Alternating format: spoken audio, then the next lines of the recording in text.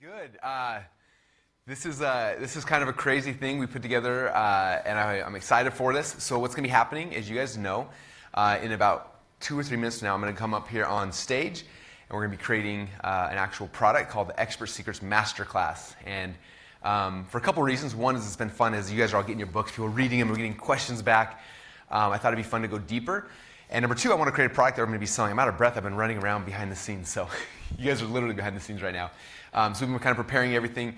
What was cool is that yesterday we got tons and tons, like hundreds of you guys submitting questions about each of the different modules, which is nice. So it gave me a framework to kind of start putting together to find out what you actually need. I didn't want this just to be like, let me teach you exactly what's in the Expert Secrets book, because hopefully you got the book and you're reading it. So the goal is not just to kind of regurgitate this in a different way.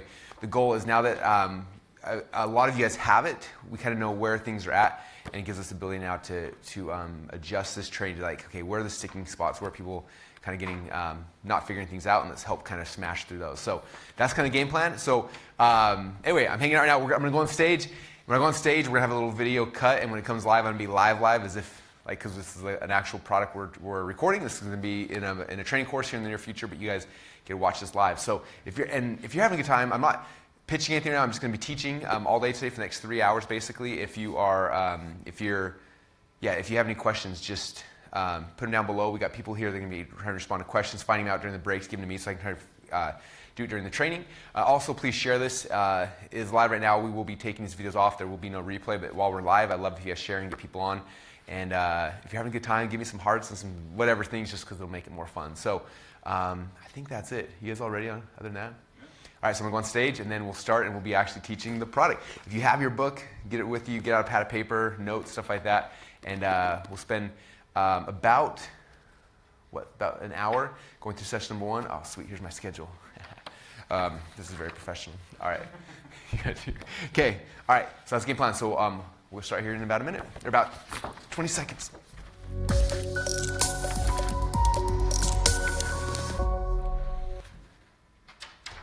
Hey everyone, my name is Russell Brunson. I want to welcome you to the Expert Secrets Masterclass. I'm so excited to have you guys here today. And I'm excited because we had a chance to kind of put together this program a little bit after we had done our initial Expert Secrets book launch. So obviously we've sold, at this point we've sold over 50,000 copies of the book. They're being sent all around the world, everywhere from America to Canada to Australia, New Zealand, like they're going everywhere. And now it's been fun because we're getting all the feedback and things coming back and people telling us what they like, what they didn't like, what the questions are. No one's really told me what they didn't like, so I appreciate that. Outside of one thing, we did change the title based on feedback. The initial title, in fact, on this copy, is The Underground Playbook for Creating a Mass Movement of People Who Will Pay You for Your Advice. The second, I think the first 40,000 were printed with that cover. After that, we've changed that to The Underground Playbook for building it, for finding your, I can't remember it now, top of my head, for finding your voice, building a tribe, and changing the world. So that was based on your guys' feedback. That was more relatable, which I totally understand. So that's what the Expert Secrets book is about. I hope you read it. During this training, I'm not going to be kind of regurgitating what's in the book. It's all in the book. That's for you to go read and study and understand. This training, this masterclass, is kind of, now that we've got it out in the hands of the world and people are reading it, I'm getting all sorts of questions and feedback, people asking me things like, and so I wanted to use this masterclass as kind of like, now you got the book, you've read it, these are the common things people are getting stuck with, and this is, if you understand and master these pieces, it'll give you what you need to be able to execute and have success. So that's kind of the game plan of what's going to be happening during this class. Now, just kind of give you guys some outline of what we're going to be covering so you know where we're going. Obviously, if you know where we're going, it makes the whole journey a lot better. So right now, this session I'm going to be talking about you, an expert. In fact, one of the number one things that, are we doing okay over there? We're good? Okay. Sorry. Everyone behind me is running around like something's wrong, so I want to make sure things are okay before I... Okay. So session number 1 is called You, an Expert. And the reason why is because a whole bunch of... I'd say that the number one question and concern that people had coming into this is like, I'm not an expert. I don't feel like I'm like, how do I become an expert? How do I do without feeling like I'm lying? Like, how do I actually do this in a way that's ethical and cool? And like, what if I don't feel like I have expertise? What if I don't feel like that I have the ability to actually do these kind of things? And so that's what I'm going to address during this first session. After that, after the break, we're going to come back and we're going to be talking about creating an irresistible offer. Having knowledge and information is good, but if you don't know how to package it in a way that people want to buy, then the whole thing's not going to work. And so session number 2 is going to be talking about creating an irresistible offer. I'm really excited for that one. And that's everything we're doing today live. Tomorrow we're going to be talking about, we have a longer session going into the big domino, which is what is the one thing you have to get your customers to believe to get them to follow you, and so basically it's like a big domino. How do you knock down that domino so they have to give you money, they have to follow you, they have to listen to you so you can serve them? And behind the big domino is a lot of core concepts I want to make sure you guys understand between story selling, how to structure your stories, and a whole bunch of stuff. So that's happening tomorrow. After that, I'm actually going to be doing live from this stage a perfect webinar. And I'm doing it because I want you guys to see the process in action. If you've read the book, you've heard about it, you've heard me talk about it, you've probably seen maybe people do webinars. I'm going to actually do one live here, and you'll see the whole process. You get an understanding of how the whole thing works. And then the next day, Thursday morning in the morning, right here, I'm going to come back. I'm going to break down everything I did during that presentation. So you have a chance to see the whole thing, watch it, study it, see what I do, why I do it, how I do it. Watch everything. There's all these little intricacies that I'm doing. I'm not just making these things up. There's a reason behind all of it. So I want you to watch that and study it. That'll be tomorrow and then Thursday morning we'll have a chance. So I'm going to break it down and kind of show you guys behind the scenes of the whole thing, which will be fun. And then after the break, then we'll come back and I'm going to talk to you guys about the virtual book tour. For those who know, when we launched this book, we kind of invented a new thing called the virtual book tour, and we did some really cool intricacies that made it work. And from the book tour, during the first 30 days, we had over 3 million people who actually watched our videos from the book tour, which is crazy. I would have to be on CNN every hour for like a month to get that many views. Maybe not. I don't know the actual numbers of CNN, but you get it. We got a lot of traffic from that. I want to explain that process, kind of a bonus module as well. So that's what's happening over the next 3 days. You guys excited? I'm excited. All right. So with that said, I've got about an hour to cover a process that I want to share with you guys. So the title of this session is this. It's you, an expert.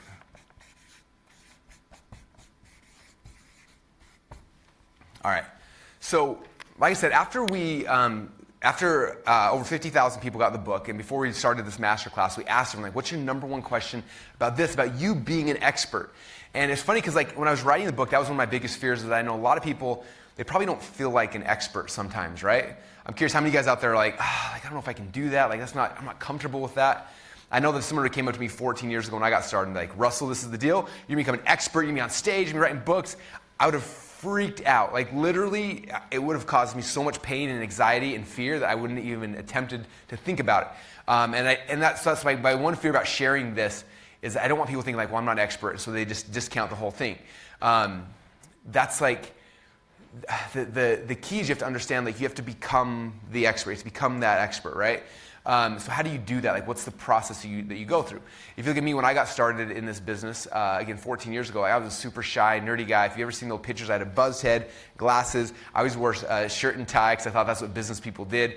And it was really painful and scary. I didn't know, and it was tough. In fact, it's funny, recently I took one of those personality tests, and in the personality test, when I came back with all the results, it told me that I was super hyper introverted.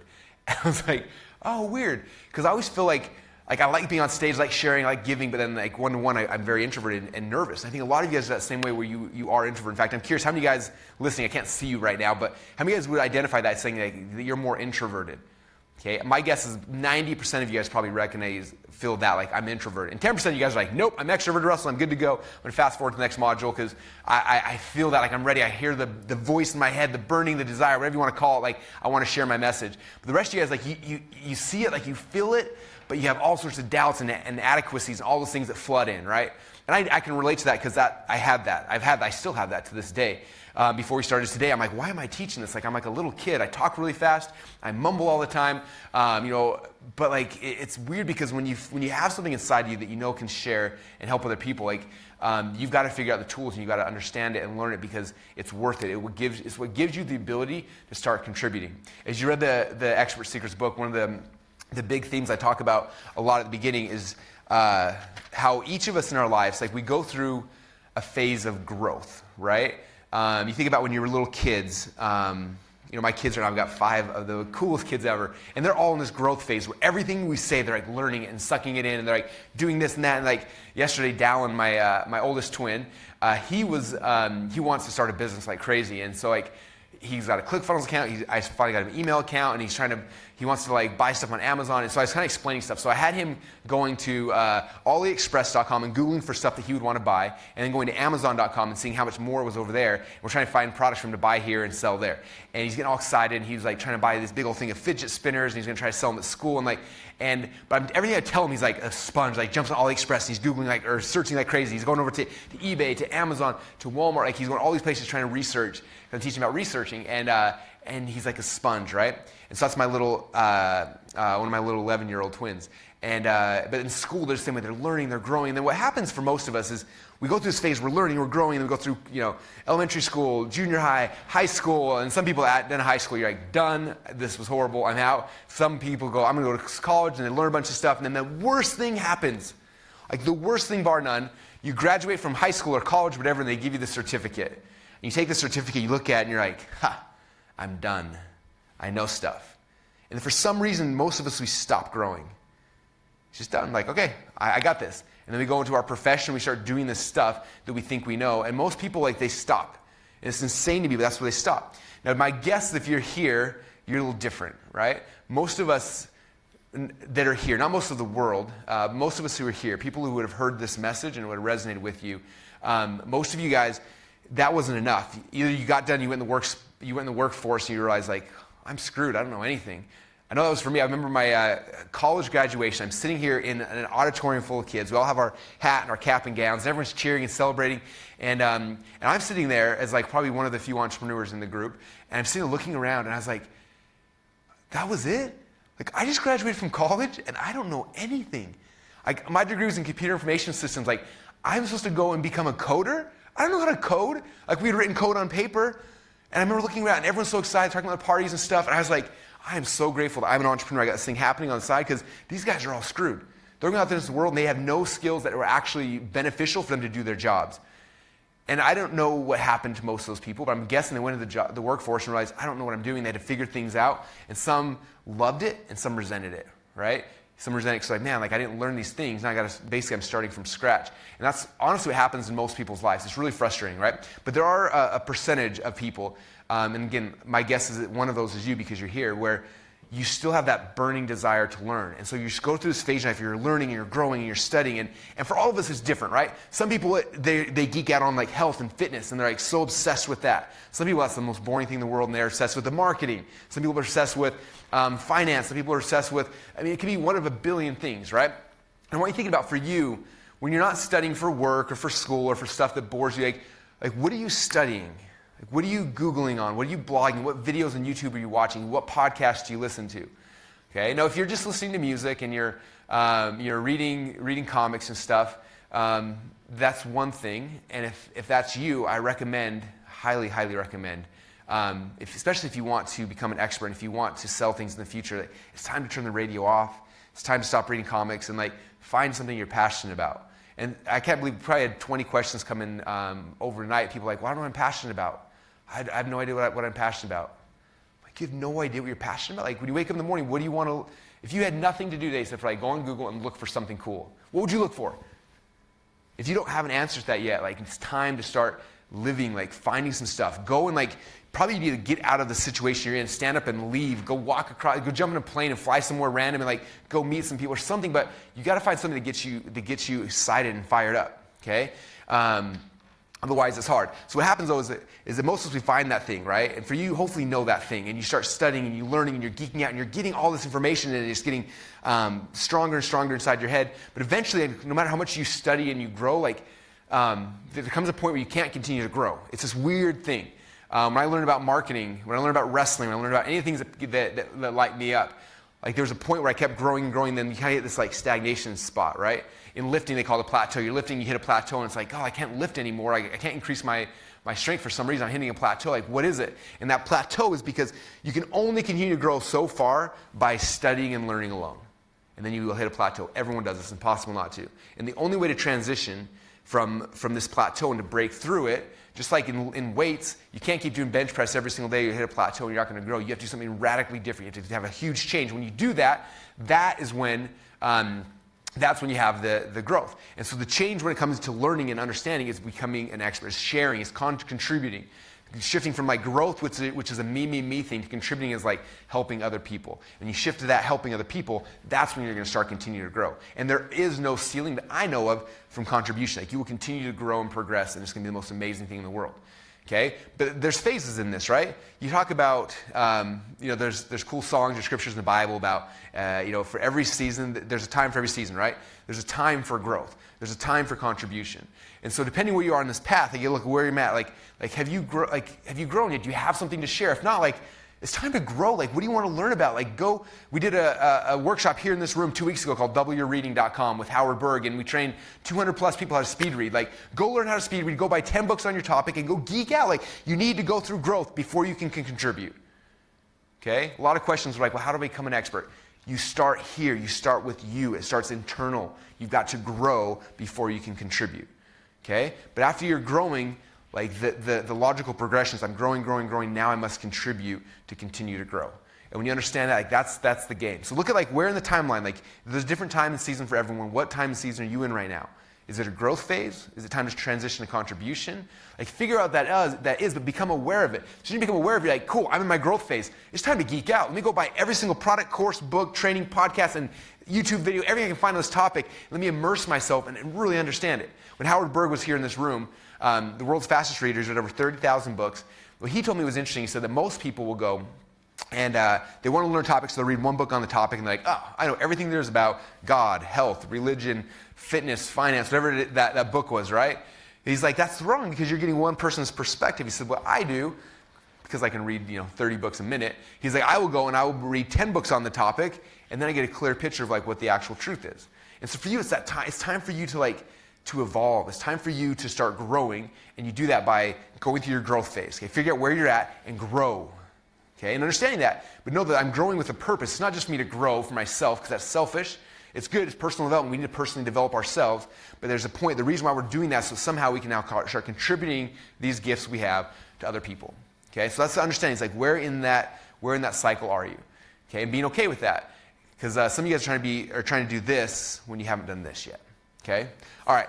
Now, a couple things as I kind of go through. So I want to take you guys on a journey during this presentation.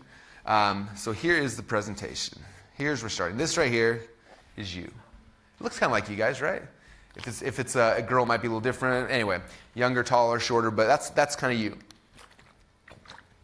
Now, the first question a lot of people kept asking me was like, well, what should I do? Like, I don't know what to sell, what to be an expert in, what to learn. And so it's kind of two things that I like to think through. Number one is like, what are you passionate about? Okay? What is that thing that you're like, again, like when nobody's looking, that you're studying, you're learning, what podcasts you're listening to, what are you reading? Like, what are you passionate about? You got to figure that out. Okay? And some people this is super easy, some people it's really hard. I've got people that I love dearly in my life that struggle with this. Like, well, I'm not passionate about anything. I feel dead sometimes. Like, I don't know what to do. And it's like, I understand that, but like you gotta find something like we have 24 hours a day. Okay, like you can you're searching and looking every single day, thinking like, what am I passionate about? Like, what makes you feel good? Okay, this whole game, as you'll learn as we go deeper into this, is feelings. Like, what makes people feel a certain way, right? Someone is passionate. Now, if you're not passionate about anything, my second thing to kind of look at is marketing. So if you're not passionate about anything, which I don't think anyone really is, but a lot of people believe they're not. Second thing, like, were you passionate about marketing?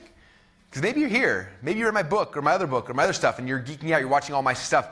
Maybe the thing you're passionate about is marketing. You're like, Russell, I'm not going to be a marketing guru. That's what you do. That's what so-and-so does, whatever. And I understand that. But maybe it's, and I've got a lot of people I know, a lot of people that work with me who they may not necessarily be passionate about a certain thing, but they find someone who is. Okay? It's okay. I was listening to Gary Vaynerchuk a lot this weekend. One thing he kept talking about is like, it's okay to be a number two person. Sometimes we think that we have to be the person on stage with the mic. And he's like, everyone can't do that. A lot of times it's okay to be the number 2. In fact, number 2 is like a lot comfortable position. So maybe it's you're finding someone who's passionate about something. Maybe you don't care about fitness, but you're really excited about this marketing crap that we talk about all day long. Maybe that is what you're an expert in. And so you take this person who is passionate and excited about something and partner with them, and you can become the marketing person to that. Does that make sense? And then you can study and geek out and become like the super ninja marketing person here, and you can serve this person here, and together you take people on this journey. Okay? So if you don't feel like you are extremely passionate about something, find somebody who is.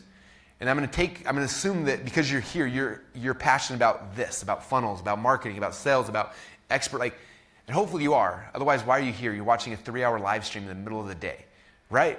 You're watching this course, you pay $1,000, wherever it might be, wherever you're consuming this right now. If you're here, it means you've got some passion here. Am I right? So you've got one of these 2 things, okay? And sometimes it's both. And that's totally cool as well. But you got to figure those things out. So you don't always have to be the expert. It could be you're the number 2 for the expert, and you work with them, but you focus on the marketing. And this could turn into something beautiful as well, as I'll kind of show you guys here in a minute, okay? So that's the first thing. Understanding that. The second thing you have to understand is that no matter what it is you are doing, the reason why you are going through growth initially and the reason why you are going to be starting to contribute is not because you just want to feel good and you're all fluffy and happy and just kind of like this spinning thing that never ends. There's a reason. There's something you're trying to get. There's a result, right? And I want to focus on this because this is the key. You have to understand, if I can spell right, result. There is a result that you are trying to get. The reason why you geek out on health or fitness or biohacking or finance or fitness or real estate or engineering or whatever it is for you, the reason why you geeked out on this is because you want some kind of result from that thing, right? Otherwise, why are you doing it? There's some result you want. You want a job, you want a girl, you want to make money, you want to feel good, you want to lose weight, there's some result that you are trying to attempt to get by growth, right? A lot of times we do stuff we don't know why, but you got to stop and think, why are you actually doing this? Why do you care? You have to figure that out for yourself first, because that's going to drive what you are trying to grow through. Okay, if I'm just reading to read and that's all I'm getting, there's no point to it. If I'm reading because I got to figure out how to get this thing is actually important to you, it makes this light on fire. Okay, when I was in school, I hated school with a passion. Hoping someday in 20 years from now, my kids watch this video, 10 years from now, whatever. I struggle with school. Why? I'm sitting there, teachers give me this book, I'm reading all this crap that doesn't even matter to me at all. I'm struggling to give me tests and I can't remember anything. People told me I'm slow, they told me I'm dumb, I barely graduate. I struggled because there was never this. What's the point of this? I never knew what was the point. Okay? Fast forward a few years later and I got into my first business. I started selling potato guns, I started selling stuff online. And all of a sudden, I remember the first time I read a book and I was like, I'm not a reader. I'm not a smart kid. My whole life I was labeled as dumb, right? I always labeled myself as dumb. In fact, if you asked myself in college, if I was smart or dumb, I'd have been I'm pretty dumb. I'm a wrestler. I'm not that good at anything, right? But as soon as I read this first marketing book, and I read it, and I was like, this is kind of cool. But it didn't really light me up a lot. But I learned some stuff, and I was like, okay, I'm going to try something on my little business I had. And I tried something over here, and I got a result. And I was like, oh my gosh, wait a minute. I learned something. I did it. I got a result. Holy crap. I read something, I did something, I got a result. And all of a sudden, this growth phase went from to it caught on fire for me. I was so excited. And it's I started buying book after book after book. And if you ever come to the ClickFunnels office and you walk in the room over there's a bookshelf that wraps the entire wall. That is the bookshelf after we threw out 2 bookshelves from the last office when we moved over here. I literally, for the next 10 years of my life, was deep into this growth phase where I was buying, consuming, and learning and implementing every single thing, because every time I learned something, I would try it, and I'd get a result, or I wouldn't. Sometimes I didn't, and that's okay. I was like, that actually didn't work, but this one did, and the ones that gave me results, that's what fires you up. That's what makes this growth phase of your life so fun and exciting, because you try something and it works. You get a result. Okay? And what's going to happen is you start getting these results for yourself because there's a point to this thing. It's not like you're just reading to find out where in the world Christopher Columbus hit on the globe so you can recite that someday to your kids. There's no point to that. But for you, if it's health, right? Anthony DiClemente, Biohacking Secrets, so one of our students, it's interesting, he was doing stuff, and it wasn't until he came down with a horrible disease. It took 2 or 3 years to figure it out, and finally he figured it out. He's like, wow, this is what my disease is. He did something, got a result, and helped. Then he was like, oh my gosh, let me try the next thing. And he started this huge growth phase. We started learning all these little biohacks. From there, he's built a huge company, teaching, talking, helping other people. But it started with him. Okay, and it didn't get him excited until he had this result. So for you got to figure out, you be very, very clear, like, what is the result I'm trying to get, first off for myself, and second off for my audience. What is that result? We got to be super hyper clear.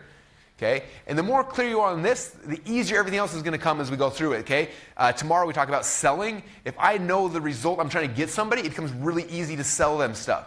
If I don't know the result, I'm just like, yeah, you're going to learn this, and you're going to take this course here, and you're going to blah, blah, blah. Like, no one's going to give you money. People don't give you money for a training course. Nobody wants a training course. Training courses are boring, except for this one, right? But training courses are boring. They want the result. This is the only reason they're going to give you money is this. And so if you haven't, first off, gotten that result for yourself, they're not going to want to get it for them. Okay, so this growth phase is all about this. What is the result you're going to get? And I promise you, when you are super clear on, I need this, I'm trying to lose 50 pounds, I'm trying to make money, I'm trying to figure out my finances, I'm trying to figure out, like whatever that, as soon as that becomes clear to you, and you start doing stuff and it gets you closer and closer to that, you will light on fire and this whole thing will become super fun. All right, so there's the result. Okay? All right. Now, there's a journey that you're going to go on. It's going to take you from here, eventually, to the result. Okay? Now, one of the big questions that we got back from you guys in this phase for this first module was like, well, I'm not really an expert yet.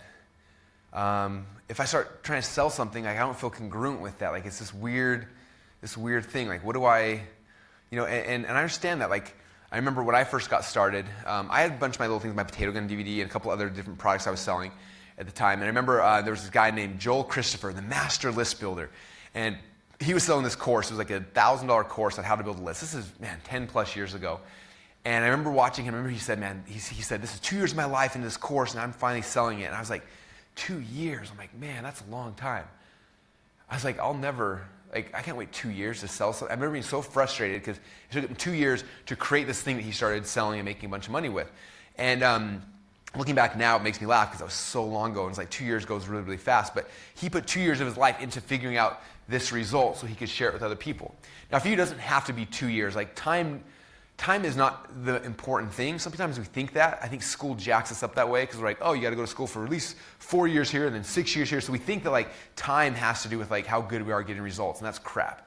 It doesn't matter at all. In fact, I talk about this in the Expert Secrets book. Tony Robbins, when he started learning about NLP, Neuro Linguistics Programming, when it first kind of came out. And he was like, I got to learn this stuff. So he went to go to the certification program. I think it was like a 6-month certification program. He's going through there, and after like 2 days, he was like, oh my gosh, we have tools, let's go help people. And they're like, no, you can't, you're not certified. And he's like, but we can help people. And they're like, no, you're not certified. And he was like, oh, so he like left wherever the thing was at. I think he went to like a Denny's or a 7-Eleven or something. He started like grabbing people and like healing them, fixing them with this tools that he'd gotten. I think eventually they kicked him out of the certification program for practicing without a certification. And I think it's so funny how our society, like, they think that time is the key, and it's not. Like, I've seen people who've become successful, not overnight. Like, there's a lot of foundational work, but it doesn't. You don't have to have 2 years to get this. Like, if you get good at getting a result, you can do it fast. Okay, change happens in an instant. We know that. So if you can get that change for yourself and you can get it for other people, like understanding that is the key. Okay, so I don't really think it takes 2 years, but there's a result over here. Okay, and so what I want you guys understanding, because part of this is like in 2 years from now or a year from now, you're going to be here and it's going to be easy. You're going to be in front of the camera talking and sharing, and like I want you to understand like that's where we're going. But there is this like journey from here to here that you have to go through before you become an expert, before you feel comfortable, before you're like not awkwardly, like talking in front of a camera. If you watch videos from me 5 years ago, I did not dare to look at the lens. I would look at the ground. I said, "Hey guys, welcome today." And it was funny because I always thought like my eyes were small. I watched my old videos and now I look back and I'm like, because I was looking down, like you just saw my eyelids. That's the reason why. Like I can't talk like this. It took me 5 years to be able to be like, hey, and talk directly to the camera. So there's a process of you becoming, there's stuff that has to happen on this journey. I'm going to walk you through this stuff here in a minute.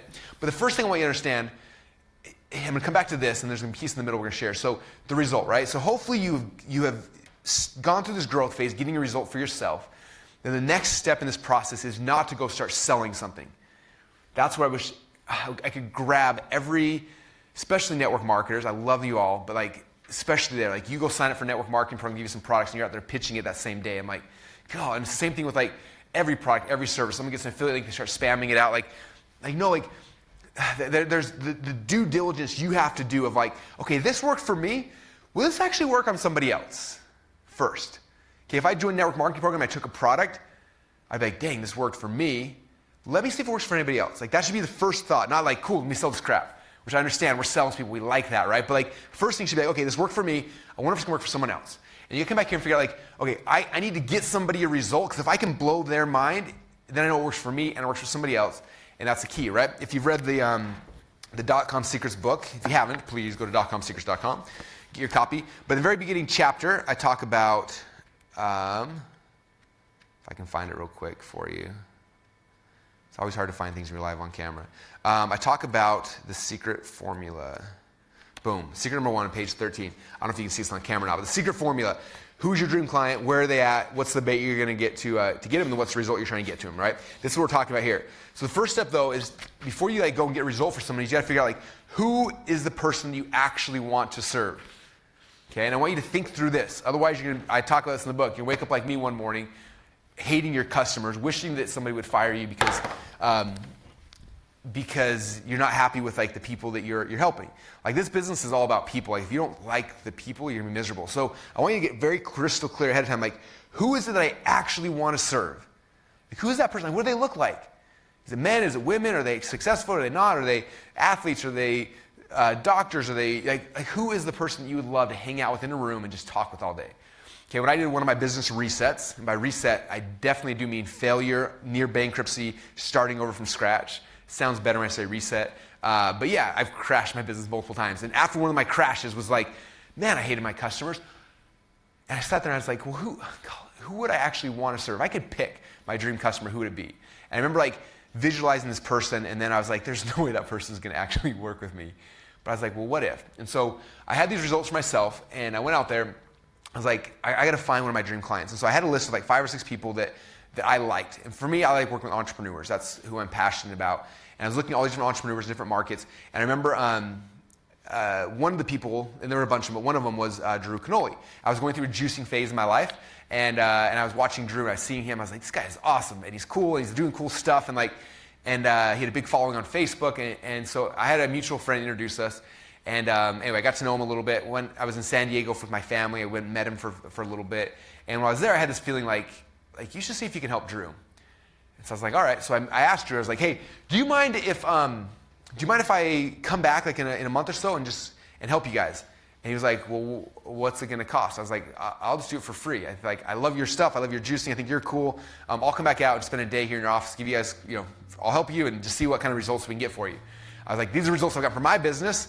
Let me see what I can get for your business. And I had to go fight him back and forth 3 or 4 times before he was like, okay, to be like, okay, I guess you can come. And I think he still thought there was kind of catch. But anyway, so I flew out there to his office. I get in this room with him and his team. And we literally like sketching things out. He had no whiteboard in the room, so we're on the windows like sketching out models and funnels. And as I got in the room, we started talking. I walked in. I felt this like feeling of despair. Like I could feel it when I came in the room. And I was like, oh, like it just felt weird. I was like trying to be all like happy, Russell. But I was like, these guys are in a lot of pain. And I asked them give me a lay of the land, like what's happening? And they kind of showed me their numbers, and I was like, oh man, like it was worse than I thought. And they said, we don't have too much longer left. We're going to shut this thing down because we're just not profitable. And he's like, we're doing over $1 million a year, but we're not profitable. Like, I don't know what to do. And so we sat down, we mapped out some funnels. They had an idea for a supplement. We helped map out a supplement funnel. And then the next 3 or 4 weeks, I helped them and coached them through everything. And I remember I got a Voxer from Jamel on his team. Voxer's like a walkie-talkie on their phone. And he messaged me about a week into it. And he was like, like a week before they launched the supplement. And he said, man, he's like, Russell, we've had so many people who've come to try to help us. And every single one of them had an angle. Every single one of them was trying to like get our list or get us to do that, like whatever. He's like, you haven't asked us for anything. You just came and you helped us. And he's like, I just want to thank you for that because it's just really refreshing. And then they launched a supplement funnel and it blew up. Launched, it was doing like $15,000, $20,000 a day. I think year 1 did like $20 million in a year, and it's gone on to become this huge supplement company. And that was kind of me getting the result for Drew. I was like, cool, this crap works for me, crap works for Drew. Who else can this work for? And the coolest thing is then I didn't come out and like tell everybody like, hey, I'm Russell Brunson, I'm an expert, I am so smart. Because that's annoying, nobody likes that. Okay, nobody will like you if you do that. So there you go, I'm saying it, okay? I don't know, some people get away with it, but like, I hate that. But what was cool is that Drew came back and he made a video saying, Russell, like, dude, Russell worked with me, this is what happened, here's the results, and shared his story. And then that video we captured, went on a page, there's a button underneath that said apply to work with Russell's Inner Circle. In about a year and a half, we filled up my inner circle. It's $25,000 a year. In a year and a half, we filled up the entire thing. And right now it's sold out, and there's waiting lists, and people just, they don't leave. They stay in every single year because we only have 100 people at a time. And it came from me getting a result for somebody first. Okay? So I want you guys to understand that, like, it's not cool, I'm excited about this topic, I'm gonna make some money. It's like, no, you're cool about this thing. Get the result. Like, what's the result you got from it? Get somebody else that you would like to work with. It's like a profile of who you would love to work with. Hey, Drew's like my dream client, right? And guess what happened? When I told Drew's story, people like Drew started coming. Other entrepreneurs who were successful started coming, and all my customers were people like Drew. It was like the coolest thing in the world. So if you got to figure out who's your dream client, find that person and serve them. Help them. Help them get that result selflessly without anything, looking for anything in return. And if you do a good job of it, a couple of things. First off, you're going to learn a crap ton along the way. You're going to be like, wow, that doesn't work. That didn't work. That didn't work. But if you're able to actually get them the result, you will learn so much more, because there's things about yourself. When you're getting yourself a result that you just do, and it's like, because it's your brain, you're talking to yourself all day long, like you can do it. But for you to get it for somebody else, it's different. The process is going to be bumpier. You're going to hit all sorts of hiccups and headaches and stuff, but guess what's going to happen during that journey? You're going to learn a ton about how to do it. Okay, what actually worked, what didn't work, and by doing that, that's what makes you sharp. That's what makes you solid and strong. Okay? And so that is the key. Because after you've done it for yourself and you've done it for someone else, now it's like, okay, this is replicatable. This is something that can actually work for other people. Okay, now a couple things. So the next question is like, okay, Russell, so I do that. Like, when do I actually get to start being an expert, right? And because you're here, and then you're figuring yourself out, and you're figuring something, like, this could take a while. And I understand that. And so what I want you to understand is you learning your voice is happening between here and here. Okay, it's happening throughout this process here in the middle. Again, I've been geeking out on Gary Vee lately, and I'll talk about it why maybe in another episode. But one of the things interesting Gary kept talking about, all these people that want to be influencers and they want to talk, and they're all talking about, like, what should I create? And what Gary said is, like, you don't want to create, you want to document. And when he said that, I was like, yes, like, that is the key. If you've watched what we've been doing recently, right? If you go to funnelhacker.tv, we're launching a show called Funnel Hacker TV, which is basically each month, or we did like 10 people in 2 months. It was a lot of work. But we found an entrepreneur, and we documented us serving them, getting them a result, right? We did the whole process, launched the thing, and then we showed the before and the after. It's really, really cool. And then on top of that, we launched a behind-the-scenes show. So right now, I think there's 4 episodes that have been live so far of the behind-the-scenes show, where I'm showing behind the scenes, like, what's happening. I'm documenting the process, right? So I'm documenting. So what I want you guys to do is this journey that's happening, you need to be documenting it. This is how you find your voice. It's not by doing this. You can get a result for someone and still not have a voice. You've got to find your voice. You have to become your message. Okay, if you've been in any of our funnel hacking live events, you hear Garrett White talk about this. It's all about becoming your message. How do you do it? You don't do it by one day popping up and like, okay guys, here's my message. You do it by consistently talking and telling your story over and over and over again through this documentation process. Okay? Every single person in your circle, those who are out there listening, what do I tell you guys every single day? You need to be doing at least a Facebook Live every single day. And they're like, but I have nothing to talk about. Or I did a Facebook Live and there's 3 people on my page, no one's listening. Or all these different things, right? And it doesn't have to be Facebook Live. We'll talk about it here in a minute. But a good example is Anthony. So Anthony from Biohacking Secrets, when he started his expert business, and we were coaching through his process. We were trying to sell his book and trying to sell his coaching. And it was kind of like stagnant. We couldn't get an audience. We're like, we need to build an audience. And so we told him, we said, look, what we need to do is a Facebook Live every single day. And he's like, well, where do I do it to? Like, well, to your fan page. He's like, Russell, I got 2 fans. One's my mom and one's you. He's like, no one's there to listen. And I said, okay, I understand that. But I was like, right now it's not about the audience. Like, that'll come. Right now it's about you. Like, you got to learn your voice. So we had Anthony do a Facebook Live every single day. Day 1, day 2, day 3, day 4, day 5. And at first, nobody was listening. We would drive a little bit of traffic. We put $5 and $10 in Facebook ads behind it, try to boost it out. But what happened is that he started getting better and better and better. And then people started hearing his message. And then every once in a while, one of those messages would hit. Now, this is something that's interesting. A lot of times, I think it's because we're perfectionists by nature. Most of us are, right? We'll spend a year or 2 trying to get the presentation and the messaging right. And then we'll finally put it out there in the world. We'll launch it. And it just falls flat. And we're like, why didn't anyone want this? Like, how stressful is that? You wasted 2 years of life, you got the wrong freaking message. Okay? How would you like to know the message before? Okay, how do you find the message? With Anthony, it's funny because I told him, like, do it Facebook Live every single day till I tell you to stop. And at first, I was like, do the weird ones, like biohacking is cool, so put lasers in your nose and your ears so you're glowing so people see on the video, and they're like, what's this guy doing? So he was doing those, and guess what happened? Nothing. Those people didn't respond. The market didn't care. They did not respond to that. Then Anthony made a stupid video, and I was completely upset about it because he wasted a day. He was sitting in his kitchen. He's like, I'm going to do a video about, he called it how to biohack your vegetables. And he's got some vegetables in a pan. He throws some butter in, and he's like, you cook them in butter, right? And I was like, dude, we need some lasers in your nose if you're going to do a video like this. We need people to watch it, okay? And luckily, I was wrong. That video went completely viral and getting, I think, 1.3, 1.4 million views on it. And that video helped build his fan page from 2 people, his mom and me, to over 50,000 people and growing now, right? But we didn't know that's what people wanted. Even now, Anthony has 10, 15 videos before one hits, and it's like, that's the message they care about. Let me try this, let me try this, let me try this, let me try this. And you're telling different stories, and then the market will tell you what they care about. It shouldn't be us saying, this is what people want. We want the market to tell us what they want. And the only way to find that out is by telling them a lot of different messages.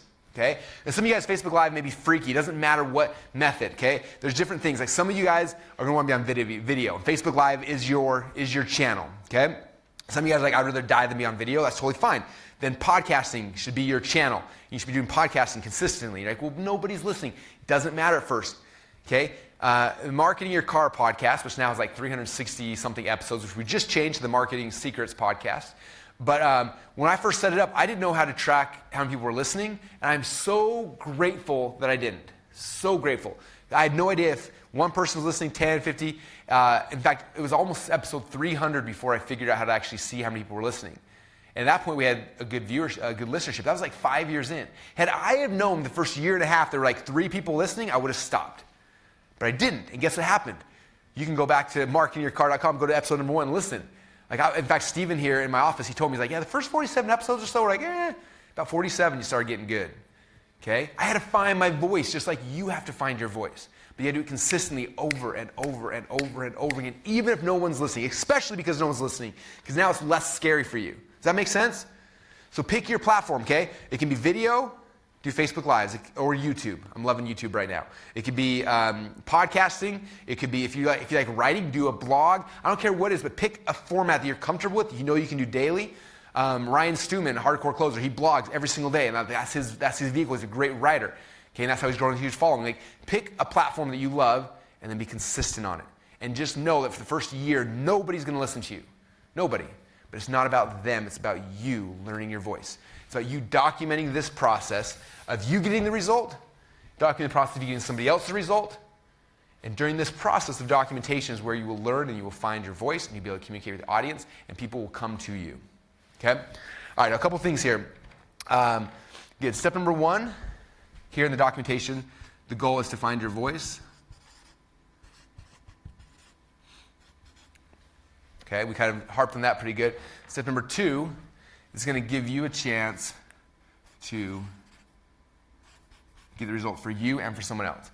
Now, one thing I want to talk about here in the documentation process, I'm going to put it here in brackets. If you've read the .com Secrets book, it's funny, I've had like 5 people this week always ask me, what's the difference between .com Secrets and Expert Secrets? Is it the same book? Like, come on, I'm not going to write the same book twice. That'd be a lot of work. Okay, they go together. I would read Expert Secrets first, though, and .com Secrets second. All right, so secret number 6 on page 57, we talk about the attractive character, right? And in the attractive character, there's different identities of that attractive character. There is the leader, the adventurer crusader, the reporter evangelist, or the reluctant hero. Okay, and a lot of us, we see experts, right? We see Tony Robbins or Russell Brunson or Grant Cardone or whoever the experts are that you follow in your space, right? You see that person, like, man, that person is like authoritative. They know their stuff, right? But guess what? It doesn't start there. For almost everyone, and I would recommend for you, it starts, the character type you take on initially is that of the reporter. Okay? When I got started in this business, that's what I did. I had my potato gun business. I had 3 or 4 of these little businesses running, and I was like, I got to learn internet marketing. All these guys charge way too much for coaching. I can't afford it. What I'm going to do is I'm going to create a course teaching how to drive traffic. And then I created this course, and then I interviewed experts. And I got the best people in the world to come on. I interviewed, I remember it was supposed to be an 8-module training course. It turned into like 38 weeks because I kept getting excited about people I was interviewing. And it was cool because like some of the topics I knew about, like I knew how to create a product, I knew how to do a couple types of traffic. But then this training course I was doing, and it talks about this in the Expert Secrets book. We do an ask campaign. We ask them like, what's your number one question about this? Just like we did before this training. I asked you, what's your number one question about you becoming an expert? You guys gave me all the answers, all the questions, and I just have to answer now in a format that makes sense, right? And so as I was doing each module, I'd ask questions, and like one of the questions people asked, like, well, how do you do PPC traffic? And I was like, oh, I had no idea. So I was like, well, who does? And I'm like, okay, that dude's like the number one PPC guy in the world. I call him up, like, hey man, so I'm doing a training course. They want to know about PPC. Can you come on and teach these guys? He's like, sure. So he'd come on. He spent 3 or 4 hours with us teaching PPC, and I'm the guy interviewing, so I'm asking every single question. And guess what happened at the end of 3 hours? I know more about PPC than 99% of the entire population. So I ran my own PPC campaigns, and it worked. Next week, they're like, I want to learn about SEO. I'm like, I don't know anything about SEO. So what did I do? I found the best SEO expert in the world, brought him in, had them train for 3 hours for my audience. I learned asking my questions. By the end of the time, I knew more SEO than 99.9% of the world. The same with teleseminars, affiliate marketing, review sites, on and on. Like 38 weeks of this, almost a year of my life I went through this growth phase, interviewing the smartest people in the world on how to do marketing. And at the end of the year, guess what happened? I don't know anybody who's got a more full understanding of marketing than me. And I'm not saying that to be a jerk or a douchebag or whatever you want to say. Like, I don't know anybody. It's because I went through that growth phase for a long period of time. Okay? And I want you guys to understand that, like, this documentation, like, it's so key. You are a reporter initially, and by the end of this journey, after you've been reporting and documenting this process, here you will become the expert. And then you can be whatever kind of expert you want to be. You can be Garrett White, thundering down upon people and like having super absolute certainty that you're just like the person, like the leader, or more like maybe like a reluctant hero who's trying to like help people along. Like, it doesn't matter. You can figure out whatever style fits you the best. The goal is like you as a reporter is going to help you to become that. And you're going to find your voice in the sharing of it over and over and over again. A lot of people are like, what am I going to talk about? I don't know what to talk about on my blogs or my Facebook. Like, you're talking about your day. You're talking about what you're doing. If you watch Funnel Hacker TV, all it is I have a little camera back here, and I just carry it around with me all day saying, oh, we're doing this, oh, we're doing this. And like, I'm just documenting the process. And I have a guy who goes and clips it all together and makes a video at the end. He does an amazing job, but we're doing high production. Like, you don't even have to, like, you could be simple. That's what you can do on Snapchat, you can do on Instagram, you can do, like, it's just simple. You do on your podcast. My podcast literally is me driving from my house to the office, talking about what's on my mind. 360 episodes later, I found my voice. Okay? That's the key, you guys. Like, the consistent documentation of your journey as a reporter will help you to find your voice. Okay? Number 3, and this is the key, is after you have that, you guys, number 3, you will feel absolute certainty.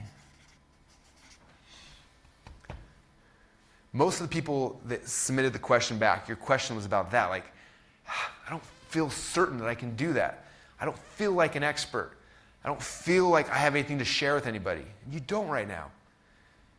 Okay? You got to step back to what we talked about before and say, okay, what's the result I want?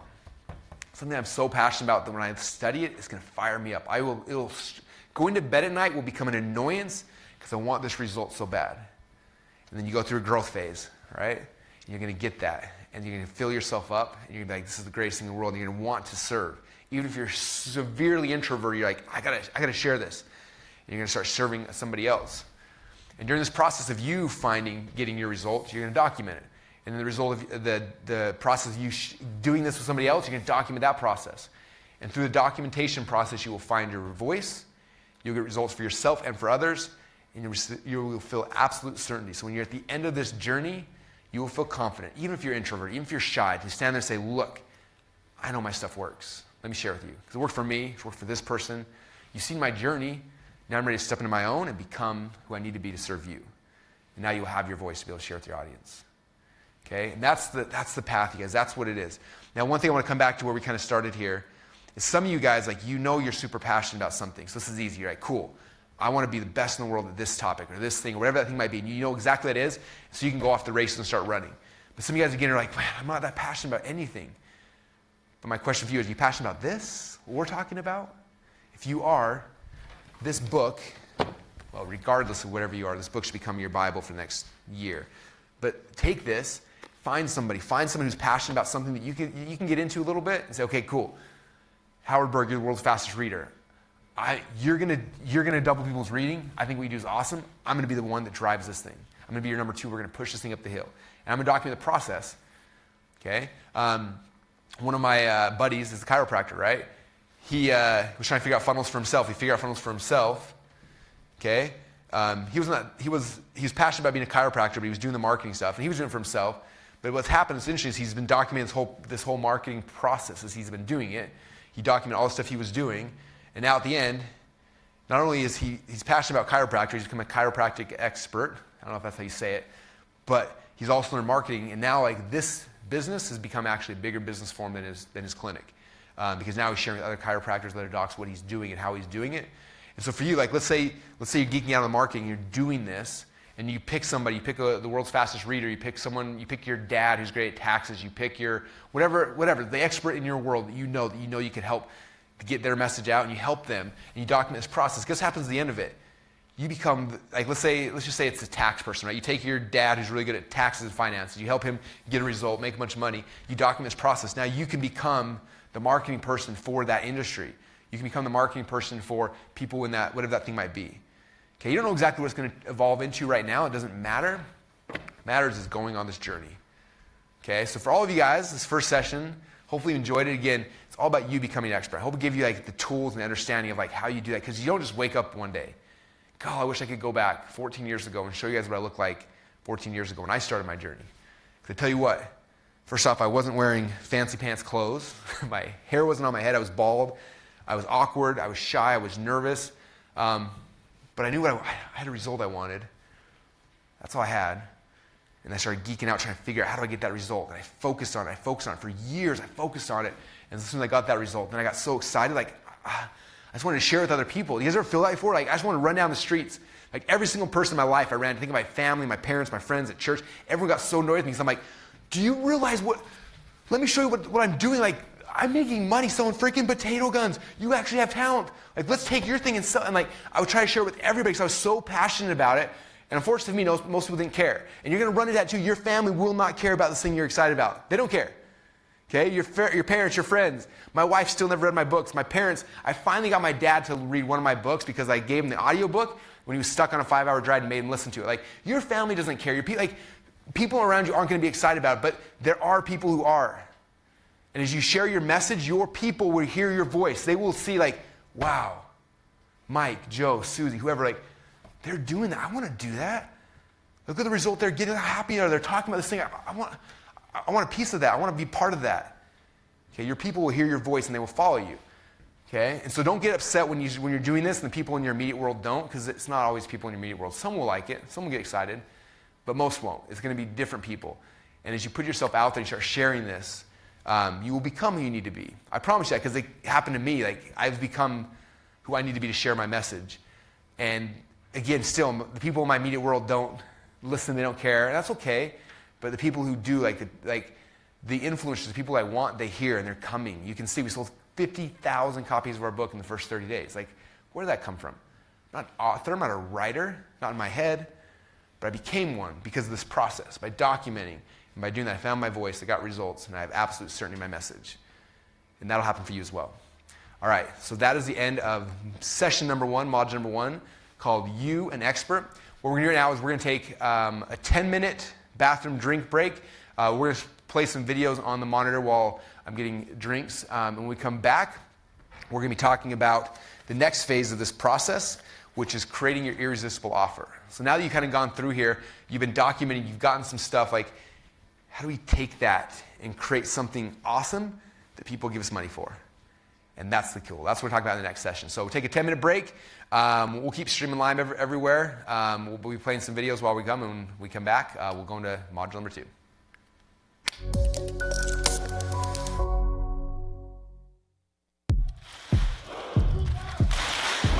ClickFunnels. ClickFunnels. ClickFunnels. ClickFunnels. ClickFunnels. ClickFunnels. Like, again, so cliche, but it's a f***ing game changer.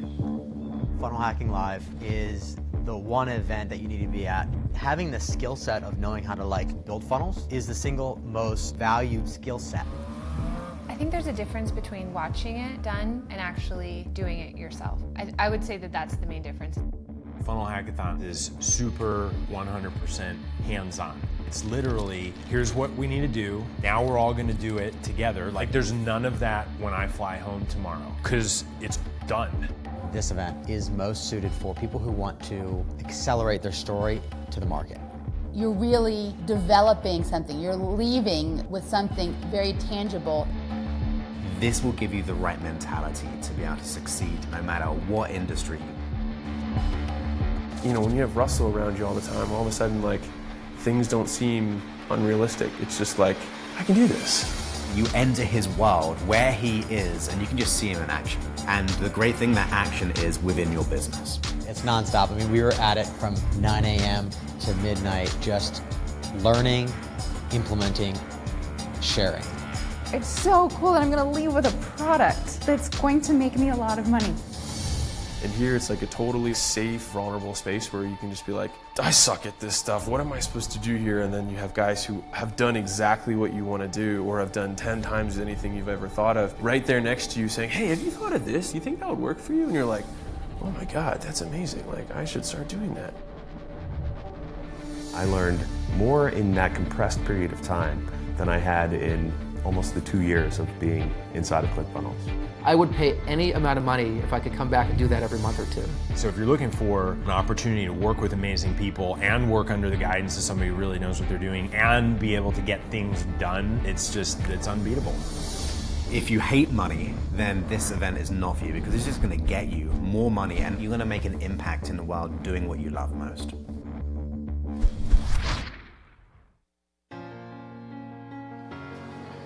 So I want to tell you something.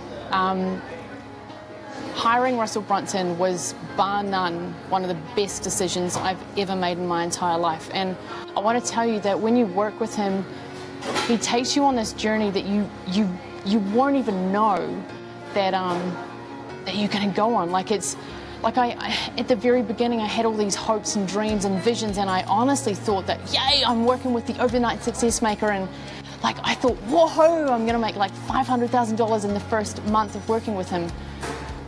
But you know what, the eventuality is that sometimes in life it doesn't always work out the exact way that you want it to work out, and that's certainly where it got to for me. So my 2014 was one of the hardest years I've ever had in my entire life. Like, there was cancer in the family, people were in hospital. I thought I was gonna, at one stage I thought I was going to lose my partner. Like, it just wasn't a pleasant scenario at all. And by losing my partner, I mean, like, hospitalization, like really not, like from really bad health issues.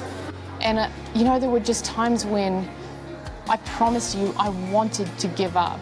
And sometimes I actually, when I say that, I don't just mean give up in business. Like, for me, when I hired Russell, it really was like it sounds really dramatic, but like my life's mission, it's so big. Like, I really, really, really wanted to connect with someone who could get me to the next level, who could help me really get from that really stranded, grounded place, sitting at my office every single day, to a place where I'm, helping like people all around the world.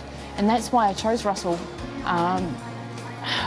But man, it was hard. It was really, really, really hard at times to have to deal with those things that come up in your personal life all the time. Like, it was not an easy scenario in 2014, but I'm really, really, really grateful that I listened to Russell. I'm really grateful that I hired him as a coach. Like, the man has changed my life forever. Like, once you're, like, my mind has been blown completely, and there's no way back. Like, I know that anything is possible now.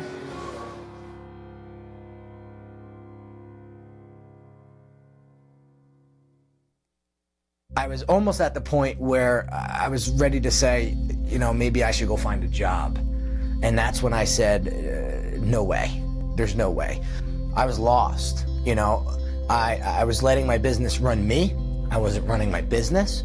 So I needed a coach, and so I found you guys via Facebook where somebody else was already using ClickFunnels, and so I was like, what is this ClickFunnels thing? So I did some investigative work and finally came to ClickFunnels, and I was like, whoa, this is some powerful stuff.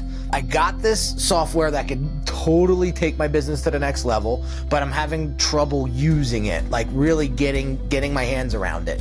So I'm listening to Russell's podcasts, and all of a sudden he starts talking about this Inner Circle program and this Ignite program. So I was like, I need to be involved in that. If I'm going to take my business and my life to the next level, I need to be part of that.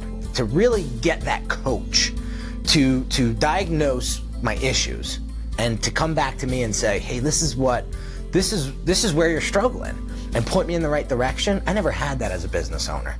When I struggle with things or I'm stuck on a topic, I go to my Ignite members and I ask them for help. And that there is priceless, because here's other successful, like-minded individuals like myself, and they have the motivation and drive exactly like I have. So to team up with people like that on projects and stuff is extremely powerful, and provides a tremendous amount of value, to your business. Back when I was like 6 or 7 years old, I joined soccer. I was this little chubby kid, so I guess they put me in the soccer program to help me manage my weight.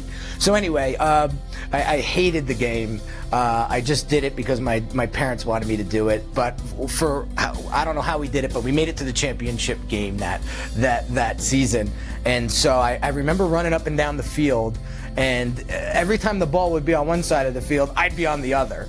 And every time I would try to get to the ball would be... So anyway, it was a mess. So I'll never forget this. When I remember being in the game, and I remember all the people on the sideline, and the one guy that stood out from all those people was my dad. And I remember him just screaming, go, get the ball. And I looked at him, and I don't know what it was, but it just made me haul ass down the field and get that ball, and I chased the ball down, and sure enough, I scored my first goal ever. And that was a point in my life at such a young age that said, no matter what you do, never give up, because when you never give up, the outcome is always positive, and you'll always be successful. And that was my biggest thing. I said before joining the program, I don't know if I'm going to get my return, but if I don't do it, I'm going to be where I'm at. So I said, don't give up, do it. And so I did, and I always keep my father up to date with my business, because he's always worried. He's my dad, so he'll always worry about me. When I told him I made my money back on the program, his text message, he's 75 years old, and he's text messaging me, and he wrote back, wow, so proud of you. And when I got that from him, it just made me, I don't know, I'm speechless, I'm sorry, but it just gave me that confidence and that reassurance that, and I always thought back to that soccer game, that you never give up. Russell's positivity and his team, like Christian and Brent and all those guys, that they all have that same mindset. Never give up, always follow through, always move forward. And to have that support is just tremendous. And I'm very thankful for Russell and his team for helping me.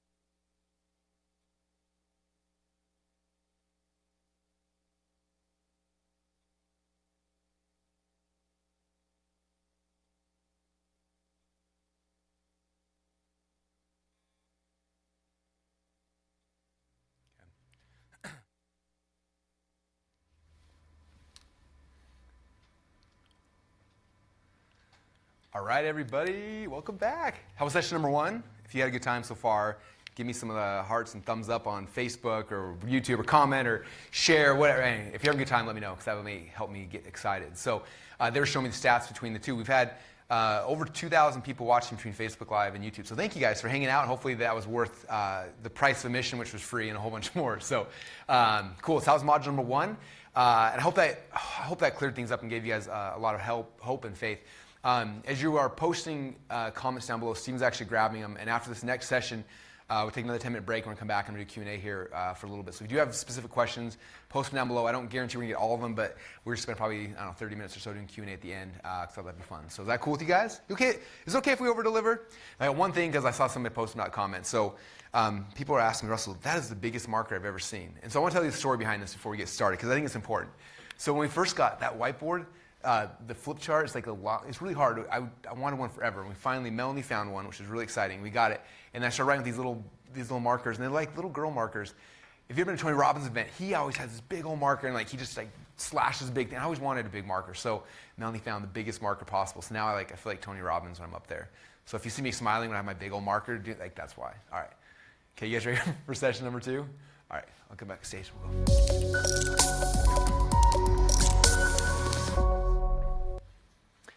All right, everybody, welcome to module number 2 of the Expert Secrets Masterclass. I'm so excited to have you guys here. I hope you enjoyed module number 1. I hope that it gave you guys just the belief and the hope and the faith that you can do it. The journey has been done. It wasn't just something I did or Tony Robbins did or a couple people. It's been done over and over and over again. And it's really it's an organic process. It comes back to you just documenting and sharing and being okay with that. So I hope you guys enjoyed that. Now, the next thing I want to transition to is another one of the least understood parts, I think, of the Expert Secrets book. And it's how do you actually create something that people are going to give you money for? A lot of times I have people, this is always the joke internally inside of our company, somebody will try something, they'll build their first funnel, launch it, and then nothing happens, oh, this is a scam. And it's or you just didn't do it right. I don't know. It could be one of the other things. So I don't want people doing this whole process, launch the first offer, goes out there and then doesn't make money, oh, it's a scam. No, you just created a crappy offer. You understand this whole game, if you look at what we are doing in this business, it's all about creating and making offers, okay? The reason why I'm really good at making offers, the reason why a lot of you guys tell me every time Russell posts something I just buy, I have to pull and first off, thank you for that. I appreciate it. But the reason is because I've spent 14 years of my life making and creating and launching different offers. Okay, notice I didn't say product. We'll get into that in a little bit. It's not product. I'm talking about offers. Okay, and that may seem blurry for you guys here right now, but I'll make it more clear here in the near future. But I've done it over and over and over again. A couple of things I found is that some things I create don't sell. And even today, there's still some offers we put out there that completely bomb. And I'm you think that everyone would buy, but sometimes the offer's wrong. And so for you guys, it's very good at understanding that and how do I become really, really good at creating offers? Because maybe you have the perfect webinar in the world, but then you launch it and your offer is not good, people aren't going to buy. And you have to understand, okay, how do we create offers on the fly and how do we test different offers and try different things out? Because you never know which ones are going to work. One of my friends, Andrew O'Brien, who does a lot of our PR and stuff like that. In fact, some of you guys may have seen he just got us on Forbes today. He had a chance to come here to Boise and we were talking, and I thought it was really interesting because on his Facebook page he makes a different offer every single week. And I'm man, you're doing so many things. He's oh, well, yeah, most of those don't work. Nobody buys any of it. I'm really? He's yeah, but every once in a while people buy. He's I did this one, I got one sale. I did this one, got 2 or 3. I got this one. He's with that one we got 120 sales. But it wasn't the first offer or the second or the he had to make a whole bunch of offers before he found out, oh my gosh, that's what my people want. Okay, so for some of you guys, you're coming up, and again, I'm not a baseball guy, but let's just pretend I don't have a good wrestling analogy for this idea. So we're going to do baseball. So you come up to bat, the plate's there, and you've got one shot, and you're this is a grand slam or else nothing, and then you hit, and you miss, and you're this is a scam, right? Or this isn't going to work.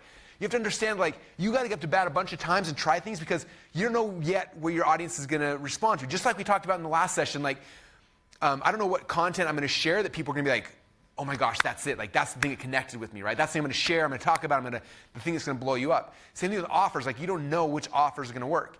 Okay? And the only reason why I do so well now is because I've made so many offers over the last decade that I'm kind of figuring out what things are working, what things aren't working. So my goal for this session is to kind of help clear that up and give you guys some of the processes I do as I'm creating an offer. And even with that, though, understand that I'm not 100% at bat. Okay? Babe Ruth, back to baseball, I don't know. Babe Ruth was probably, I'm pretty sure he wasn't 100% at bat, right? I'm just kidding. Of course he wasn't. He wasn't 100% either, right? Doesn't matter how good you are, you're never going to be 100%. But if you only make one offer, then it's just going to fall flat. Okay? So it's going to become a part of this thing. I got to create offers and put things out there and see what people respond to and see what they don't. Okay, so I'm titling this module, The Irresistible Offer. I'll probably spell this wrong. It's I-S-T-A-B-L-E, offer. Now, I want to caveat this with something. My first mentor in this whole business, his name is Mark Joyner, and he wrote a book called The Irresistible Offer. So when I was 12 years ago, I think I read that book when I was first getting into this, and so just that title has been rung into my head. It's a great book. I recommend reading it. Mark Joyner's a genius, and he's going to be on one of the episodes of Funnel Hacker TV coming out soon, which is so cool. Anyway, but there's a really good book he wrote. I read the book to help you understand like some cool things about creating an offer. And this is kind of my take on it, but like that word irresistible offer, ever since he wrote that book, like it's always in my head. Whenever I'm trying to create something like, what's the offer? What's the irresistible offer? Like it's always in my head. Okay. Now I'm going to take you guys through through 4 different phases of this. And by the way, like as I'm doing this, 2 things. Okay, I'm going to step off of teaching mode for a minute. Watch what I'm doing as well as what I'm saying. Okay. When I'm creating an offer, I'm always creating a framework around the offer. Okay, module number 1 that I taught earlier today, it looked like some random doodles and some drawing, right? This was a framework for what I wanted to teach you today. So everything I'm teaching has a framework. So here I mapped out this morning, here was the framework, and then I sketched it out there. The nice thing about a framework is, especially when you're not super confident teaching, if you have a framework, you go off on tangents sometime, you come back, you always come back to the framework. So this was a framework for module number 1.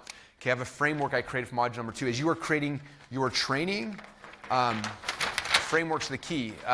Brendan Bouchard told me the other day, he said that frameworks become your savior as you're teaching. Because a lot of times we're teaching, we get all nervous because we're all over the place, and then if you create a framework, then you teach a piece of it, you come back to it, you go on tangents, but then you always come back to the next piece in the framework. So there's some little extra. All right, so back to the teaching. So for the irresistible offer, the first thing that I think is key, especially in the expert business, this isn't always true in all businesses because some businesses you're not an expert, not creating content. Although I would argue that every business should be doing this. In fact, all the businesses I've consulted with who aren't expert businesses, guess what the first thing I do is? I bring in the expert part because the expert part becomes fuel that launches everything else. The very first episode of MarketingSecrets.com podcast that I recorded yesterday, I talked about this. Like venture capitalist companies right now, we've got 4 or 5 that have been trying to give us money inside of ClickFunnels. And what's interesting is that every single one of them, they try to give us money, we tell them no, and they're like so confused. And then the first time we had this lunch conversation, we're sitting at lunch with one of them, and he's asking us our business and our numbers, and it's just kind of, for us it's kind of fun to hear just to like see what they value us at. Like we have a value in our mind what we think we're worth, which is like 10 billion. But I want to see what they actually value us at because it's real, right? And so they're asking us questions. One of the questions they ask is, well, what's your cost to acquire a customer in ClickFunnels? Which is a great question, right? If you're on Shark Tank, the first question like, well, what's your cost to acquire a customer? And 99% of the entrepreneurs are like, I don't know. So you should know that number. It's really, really important, right? And he asked us, said, well, right now on Facebook, we're spending about $120 to acquire a customer. And he was like, oh, this is awesome. So if we gave you $50 million, that equals X amount of customers. And like, he was like, the light bulbs in his mind are going off. And I was like, oh, but real quick, we shut down those ads. And he's like, what? That's like the best, CPA ever. And I was like, no, like, you understand, like, we're not venture back. Like, this is me. Like, every one of the people, I have to pick $120 out of my wallet and put it out. Like, and we're getting 500 or 600 signups a day. Like, it's expensive. And so what I found is I like to make sure that I get paid before I introduce somebody to my company. He's like, that doesn't make any sense. And I was like, okay, well, let me explain. This is before the Expert Secrets book came out, but with the .com Secrets book. So I said, okay, this is one of my books. This is a book funnel. Somebody comes here, they buy the book, and then we have upsells and downsells in this funnel. What happens is, I think at the time we were spending like $12 to sell a book, and then on the backside we were making like $32 per book. So I said, what happens is that we drive all of our traffic to this. We spend $10 to get a customer. We make $32. $12.30, so we pocket $20 in our pocket, and then that person who just made me $20, then I tell them about ClickFunnels over here. And that way, every single customer actually pays me before we take them to ClickFunnels. And he was like so confused, and I explained it 4 or 5 times, and finally what he said at the end of it, he said, Russell, if that's true what you just said, he said, it will change business across the world forever. I was like, I know. That's what we're talking about. That's what we're trying to teach everybody. You don't understand. This is the power. Right? And so it doesn't matter if you are an expert business or not. Like in the first of the Expert Secrets business, I talk about there's 2 different types of business models. One is I'm an expert. One's like I sell physical products. Okay, well, expert business will blow this thing up for you. Or I sell supplements. I sell network marketing. I sell software, like whatever it is. Like you look at ClickFunnels, we're a software company. How much expert product, how much is the expert, like if you guys are watching what I'm doing, how much of this is fueling this thing, right? It's the key to everything. So it's important, right? So with that, so step number one, the first thing you got to figure out is what is your system? Okay, what is your system for doing your thing? Okay, the system that you follow to get that result. We talked about in module number one. So here's the result you got for yourself. Here's the result you got for someone else. What's the system you take somebody through to get that result? Okay, you first think that, you're like, oh, that seems complicated, Russell. Well, the good news is like I'm really not very complicated, a little bit slow on a lot of things. So this is how I did it. First time I ever did this, this is back, 12, 13 years ago now. I was selling my potato gun DVD, I was selling a couple of little things, and one of my friends, Mike Filson, had an event. And he said, hey, I want you to come speak at this event. And I was like, I've never spoken at an event. That scares me a lot. And he's like, you got to do it. So I was all excited. So again, I buzzed my head, got my glasses on, and I got my shirt and my tie. I look at the pictures now, it's so embarrassing. But anyway, so I get the thing, and I thought if I'm going to come to the event anyway, I might as well like do something cool with it. So the night before the event, I found a video guy said, and I got a room, and I invited people to come. I think I had like 7 or 8 people that were coming to the event as my guests. And so I said, hey, the night before, I'm going to do a presentation just to kind of get you guys up to speed so that when you show up at the event the next day, you have the foundation in place. And so that was the plan. So I had a room, I had a video camera in the back. I was going to film it just in case something cool happened. But literally, there were 7 people invited. So that day, everyone goes check in the hotel, and those 7 people are probably at the bar or doing whatever. And they told other people, and they told other people, and everyone started finding out. And so, that night, I walk into the room for my little group meeting with 7 people to talk. I walk in the room, there's 50 people jammed in this room. And I was like, am I in the right room? I don't know if I'm in the right room. What's happening? So I kind of walk to the front, and I look out, and the camera guy's like, do you want to start now? And I'm like, oh my gosh, I have no idea what I'm going to talk about. I was like, so I told the audience, I was like, hold on, you guys. I left my notes up in my room. I'll be back in 1 second. So I ran to the back of the room, jumped in the elevator, went up to the room, and I'm like shaking, like, what? Oh my gosh, there's 50 people. What am I going to talk about? I have no idea. And I like, my palms, my hands were sweating. I was just like that fear, and like, do I just stay up here? Like, I could call room service. No one even know. I'm like, oh crap, I'm speaking tomorrow. They're going to like wonder why I bailed on them. Like, all these things are going through my head. And finally, I was like, oh, so I grabbed a yellow pad of paper. I love yellow pads of paper. And I was like, okay. And in my head, I was like, if I was writing a book, what would the table of contents be? And I was like, okay, chapter 1, chapter 2, chapter 3, chapter 4. And I listed out like 7 or 8 chapters that would be in the book. And then I was like, that's all the time I got. So I walked down, jumped in the elevator, came down, walked to the front of the room, came, all right, everyone, got my notes. We're recording? Okay. Module number, step number 1. And I came up here and I was like, okay, step number 1 is this. And then I wrote the thing down, and I taught for like 15, 20 minutes on step number 1. And I'm like, step number 2 is this. Step number 3, and went through my system, how to do my thing, and I just taught it. And by the time I was done, people were like, oh my gosh, this makes so much sense. And it was awesome.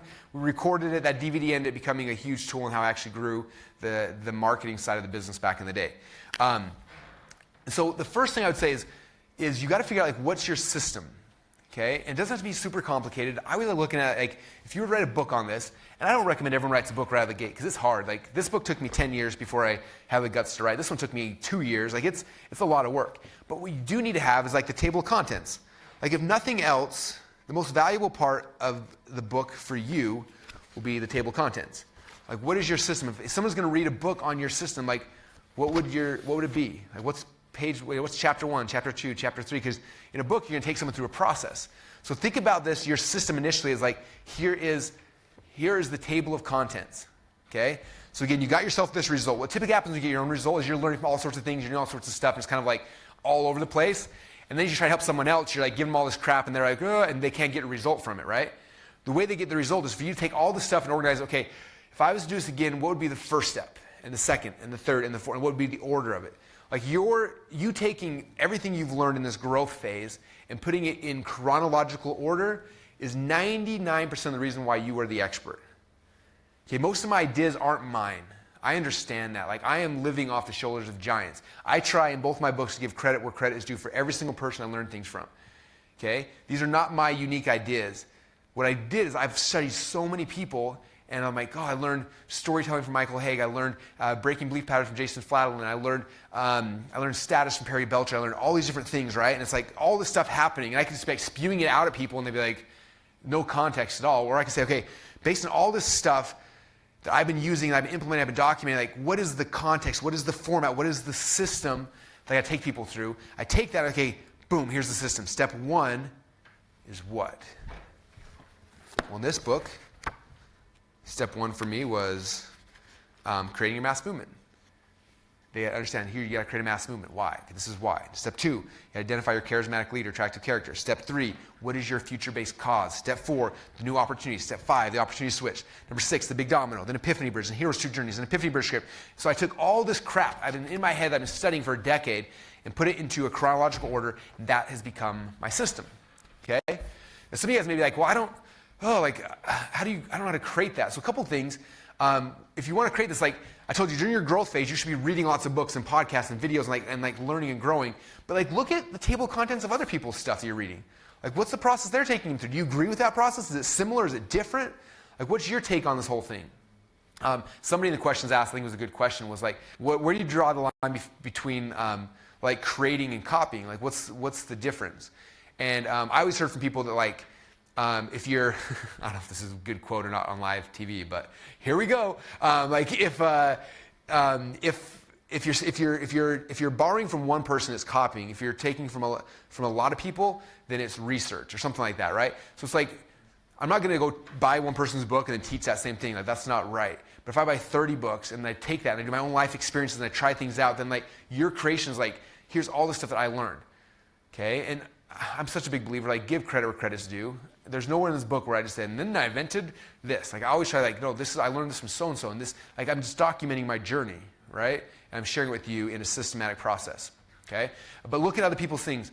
I had one of my mentors a long time ago, he told me that like if you go to the bookstore and you buy one of the dummies guides, like dummy guide for computer, dummy guide for juicing, dummy's guide for whatever, like they do a lot of research. They're really good at the research phase, and they'll show you a lot of like, here's the process they went through, and it gives you tons of ideas like, how could your system be, how could it work? Okay? Now after you've kind of written the system down, like part of it now is this is what you're going to use to get your result. You take somebody through this process, and this is where you start finding out like, that didn't make sense here. Like that was wrong. That didn't quite make sense. In fact, it's interesting. Both of these books I wrote, the first draft of the book, and Expert Secrets was the second draft, so I deleted the first draft live on Snapchat. But both the books, I wrote them, had the table of contents, and then I was like, I'm missing something. Like, things are good, but like I didn't feel like this was right, the process. So both of them, I had an inner circle event where I invited my inner circle members into a room like this. I was like, okay, I'm going to teach this book. And I started teaching them, and as I was teaching them, it was weird because like some things would flow, and other times they get stuck and question. I'm like, they're all stuck right here. In fact, it's funny because we're going to be talking about tomorrow about the big domino and the big domino statement. It's funny because like when I was teaching that at the workshop when the book was the first draft of the book was done, I had time slotted out 3 minutes for that because I thought it was such an easy concept. And I explained it, and everyone was like, wait, what are you talking about? So I re-explained it. We spent 3 hours on the big domino, but at the end of that we came out with like one statement that was like the big domino statement you read in the book that like encompassed everything, where it was like, oh, that's how it works.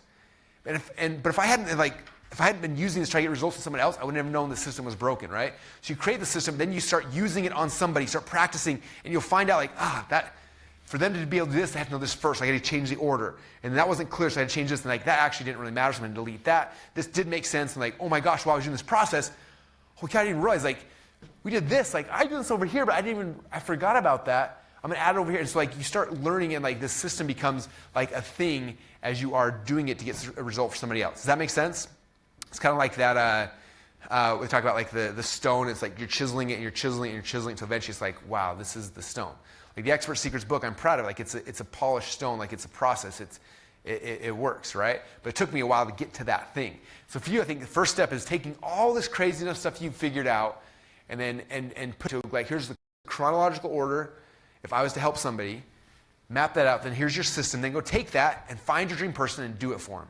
Do it with them. Like go through the process, and then you'll start refining and tweaking until you've got this thing that's like, wow, this is my system. This is what I can take people through. Okay? That's step number 1. All right. Now, you'll notice, by the way, as we created the Expert Secrets MasterClass, guess what we did at the very beginning of it? We sat down and said, okay, well, what's the system I want to take people through? I was like, okay, first thing we need to do, in fact, here's the schedule we announced earlier. First thing I need is I need to help people understand the process of becoming an expert. Then I need to help them figure out how to create an irresistible offer. Then we have to figure out how to do the big domino and the stories behind it, knock the domino down. And then you see me do a perfect webinar so they can see the practical application of it. And then I'm going to dissect that because then they can see what I did and why I did that. And then that was the system, right? That's what these 3 days are about. Okay, so then I mapped out, here's the system. Now it's fun as I'm teaching, I'm feeling too, like what things are flowing, what things aren't. Like I can feel that as I'm going through it. But the other thing, if you notice what we did, again, watch what we're doing, not just what we're saying. What did I do? When I promoted this event, I said, okay, here's module number 1. What's your number 1 question about you as an expert? We got back hundreds of comments. Steven's been flowing through them all, reading them all, finding them all. And then this morning we came in, he briefed me on everything. I completely transformed my presentation based on that. This presentation today, I was working on the whole thing. I had kind of an outline and everything. He's like, hey, here's all the questions people are asking. I added 3 different things because of what he said you guys asked. Okay, so you get here's the step 1 of the process. The second step is let me ask them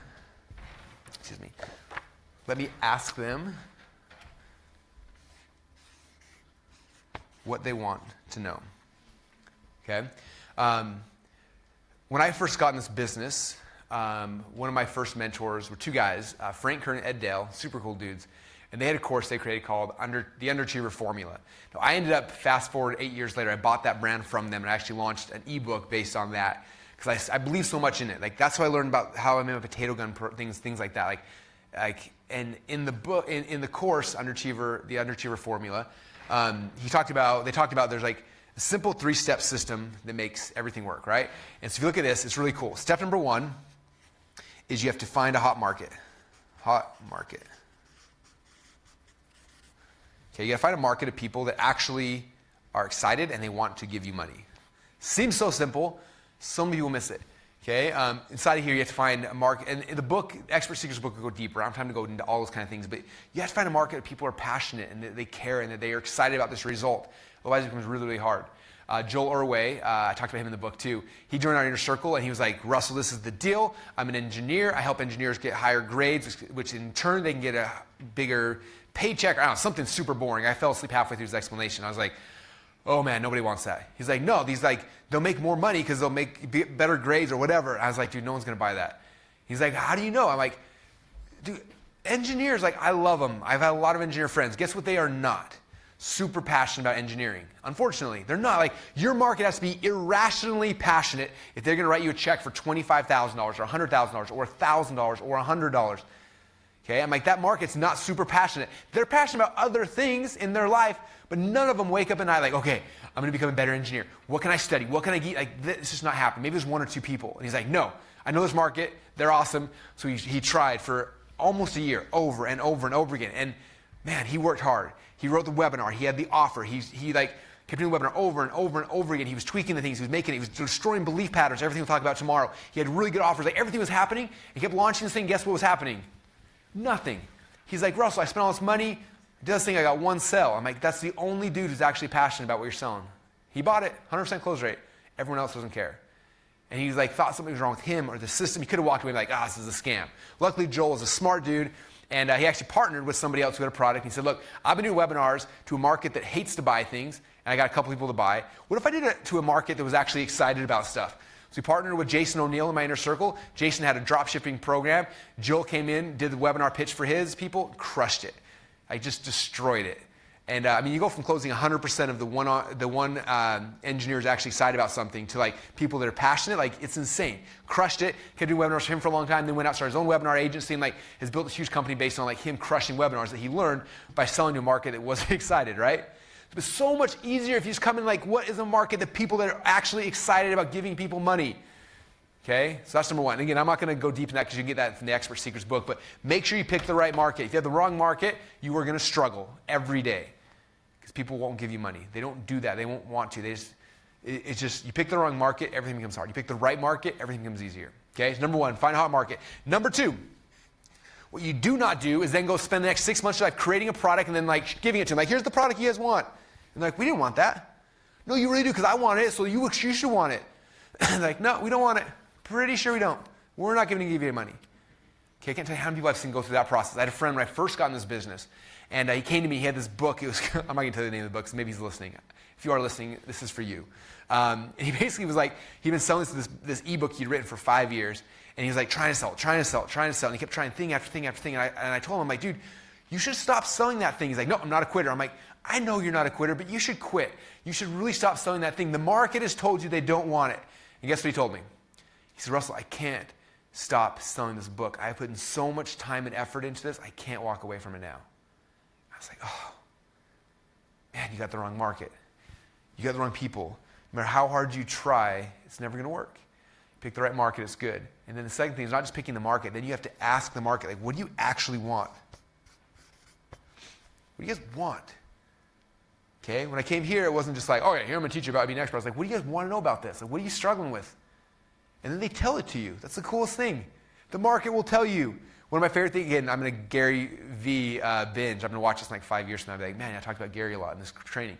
But Gary talked about it. He's like, the market does not care who you are. It doesn't care if you're white, black, tall, skinny, male, female, does not care.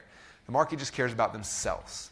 You got to understand that. It's not about you. It's not about like, oh, I want to create this product because I'm passionate about this thing. Like, that's cool. You should be passionate about the topic, but do not be passionate about the product. Okay? Products come and go. So many of you guys handcuff yourself to this idea that you are so obsessed with and you love, but you're the only one. Okay? The faster you break away from that and go from like, shift from like, I want to create this to like, what does the market want? And then you create that, everything will shift for you. Okay? Find a hot market, you ask them what they want, and then the last step, after you ask them what they want, then guess what you do? You give it to them. Almost too simple. Okay? Hey, you guys are all about weight loss. You want weight loss stuff. Cool. What do you want to know about? They tell you. Cool. You make that. Hey, remember you said you want that thing? Here it is. Oh, sweet. And they give you money. That's it. That is business. Okay? I learned that initially from Frank Kern and Ed Dale way back in the day, and it served me so well. Every time I messed up, it's because I picked the wrong market. I assumed what they wanted to buy instead of asking them, and then I gave them the wrong thing. But if you get a hot market, you ask them what you give them exactly what they want. This game becomes really easy. It's not rocket science. It's not us trying to invent stuff. People are like, Russell, you're so creative. I am not creative. Okay? Guess what I got in my creativity class in college? You can ask Dr. Murley. He is the professor here at Boise State. Say, hey, what did Russell get when he took your creativity class? He'll say, Russell failed my creativity class, but I gave him a C because I wanted him to graduate. Thank you, Dr. Murley. I really do appreciate that. I failed my creativity class, but he gave me a C. You don't have to be creative. I'm not creative at all. These books are not creative. What are they? It's me running ask campaigns, trying things, asking questions, documenting my process, learning all this stuff, and putting them in chronological order. Okay? I'm not creative. I just find a hot market, I ask it what it wants, and I give that thing to them. That's it. Russell, you're so smart. How did you think about ClickFunnels? I didn't think about how many people out there who are listening right now have tried to build ClickFunnels? I tried to build it for 7 years. I had a team of 6 guys here in Boise trying to make this thing. Okay? It didn't work. It wasn't until I found Todd and Dylan, 2 geniuses who actually could do it, that we had ClickFunnels, right? The market told us, so everyone knew it. It wasn't some magic tricks by Lead Pages, as horrible of a program as it is. I'm live, you guys can't edit that. People want it because it was the best they had. Like, sweet, well, we want something like that, so it worked, right? Confusionsoft, same thing. Like, they're not a good program, but the market needed something, so they were there, and they stepped in, and they found the market wanted to be able to sell stuff, so they gave it to them. Even if it's poorly executed, you can be successful. You execute it right, it can blow up, right? That's a whole other conversation. But it's just like this. Find a hot market, ask them what we want, and give it to them. You don't have to be creative. In fact, your creativity will kill you most of the time. Okay? I have designers I work with, and they always try to be creative. I'm like, oh, that's really, really pretty. Okay, but you need to delete it. This is what people want. And they always hate me for that. But that's how it works, right? Anyway, all right. Step number 1, the system. Okay, that went on tangent, went a lot longer than I thought. Hopefully something good came from it. All right, now you got the system. Now number 2 is understanding that a lot of people, they create that's like, this is what, I have a coaching program, I have a product, I have whatever. You have to understand that you are not creating a product, okay? P-R-O-D-U-C-T. If I spell it right. There we go. Product. All right. Here's a product. If you create a product, you are going to struggle. Products are commodities. Products, people are going to be like, oh, well, he got a Facebook course, he's got a Facebook course. Which one should I get? Oh, he's selling this. He's selling Amazon. Everyone's like, it's a commodity, right? Like everyone's just, it's like, what's the cheapest? Which one, that's the thing. If you got a product, you're going to struggle. Like, we're not creating a product. This may be a product, but that's not what we're selling. We're not selling a product. Okay, if you're selling a product, you are going to struggle. What we are creating is an offer. Offer here. So an offer wraps around this thing, okay? An offer is bigger than just a product. It's the things you put together to get somebody the ultimate result. This is a hard thing to teach, but as I move on to the next phases in this, watch what I'm mapping out, and you'll see how I'm not just selling the system, right? We're working on our 2 Comma Club coaching program, and initially, that is the offer, is the 2 Comma Club coaching. Then inside the offer are a whole bunch of products that make this thing amazing. Okay, so it encompasses it.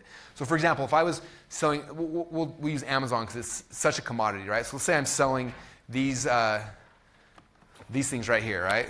On Amazon, right? So if I'm selling this, like I'm dealing with everybody else who's selling this exact same thing, right? It's a commodity. I'm selling a product. So now when there's a commodity, it's like a race to the bottom, right? If I create an offer, so I'm taking, here's the product, but I'm also going to offer some other stuff. So I'm going to give you guys, not only am I going to give you this, I'm going to give you my director's manual. It's going to show you how to direct videos in the highest way possible. I'm also going to give you guys my 3 favorite marker sets that make it so you can write things really, really good. I'm also going to give you then the stickers so you can customize this for yourself, and I'm going to give you something else, right? That is an offer. Now something that's like, whoa, this one may be $300, that one's $10, but like, oh, I get all this cool stuff. Like that's the offer. Okay, we got someone in our inner circle who sells pillowcases, and when she first told me, I was like, pillowcases, huh? She's like, yeah. And I'm like, okay, well, what makes yours? Everyone's got pillowcases. That's going to be a really hard market, right? And she's like, well, we customize the pillowcases. And we have this, and like, all these things. I was like, oh, because you took this pillowcase from a product we were competing as a commodity and turned it into an offer. Okay. When I would deal with like supplement companies, they're selling products. How do we turn this into an offer? We wrap it in systems. We wrap it in other things, right? So again, this will make more sense as we go on. But understanding that like, I'm not talking about creating a bunch of products. Like Andrew O'Brien mentioned earlier, if you see the things he was promoting on his page over the last year or so, the deliverables were almost the same, but the offer was different. Okay? He was selling PR. That was the result he was selling. And the system was the same to get PR, but how did he package this different? Hopefully he doesn't kill me for telling you guys all the stories, but like, he was like, hey, we'll come in here and I'm going to teach you PR for 6 weeks. Bomb, right? Hey, come here and I will teach your staff PR a little bit better. And I think the offer that crushed it for him was like, hey, come here. What I'm going to do is I'm going to pick a business and for 6 weeks I'm going to do PR to it. We're going to blow this business up. And you guys are going to watch me document the whole process. You're going to see this thing as I go through the system. And at the end of it, one of the people in the course, I'm going to give that entire business to them, and it'll become your business. But you got to be part of the course to see the documentation, then someone will win the business. Boom. That's an offer. That's a sexy offer. That's something you're like, oh. But it's the same system. He did not change the system. He changed the offer. He made an irresistible offer, right? It's about look at the thing, because a lot of times people, like the offer doesn't work. Like, oh, great, I'm going back to the drawing board. I create the whole thing. No, like this time, step back and ask your audience what they actually want. Sometimes you ask them by making offers to see what they respond to. Sometimes people lie in surveys. The only data I honestly really believe is when people vote with their credit card. That's the only opinion that actually matters is people that pull their credit card out and swipe it, right? Or type in the digits. So sometimes you're asking by putting out offers and seeing what they respond to. Okay? All right, so creating a system, turning it into an offer, not a product, decommoditizing it, giving you the ability to sell this thing for way more.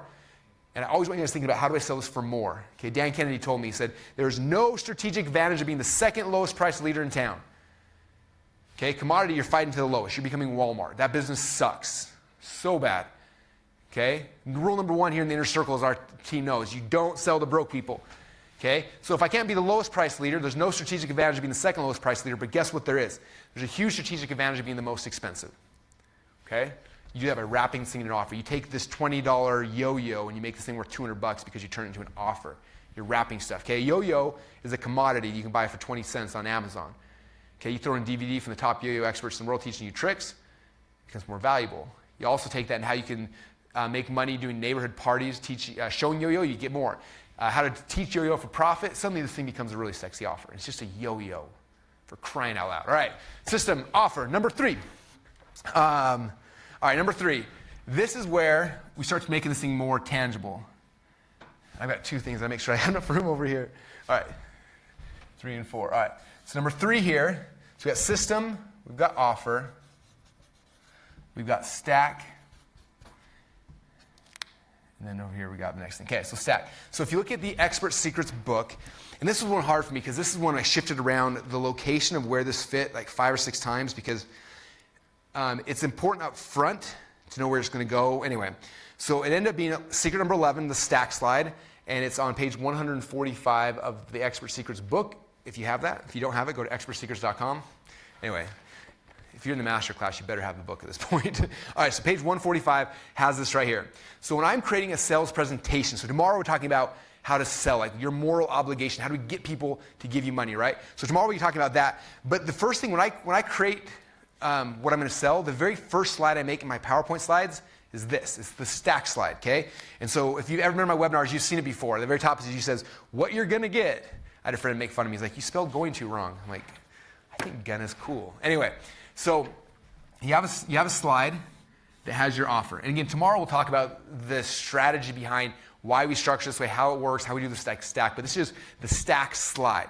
This is the physical representation of my offer. This is the offer I am making to you. Okay? So here's what you're gonna get. So I'm gonna get when you give me money today. This is the offer you are going to get. Okay? Now I start breaking it down. Now, there's going to be different pieces. Now, if I was creating a new offer, the first thing I do is I go into a room with a huge whiteboard, and I'm like, okay, if I want somebody to get that end result, what's everything possible I could give to them that's just going to blow their mind? And at first, like, we do everything ridiculous. So it's like, all right, fly to Russell's house. Russell will build the whole funnel for them.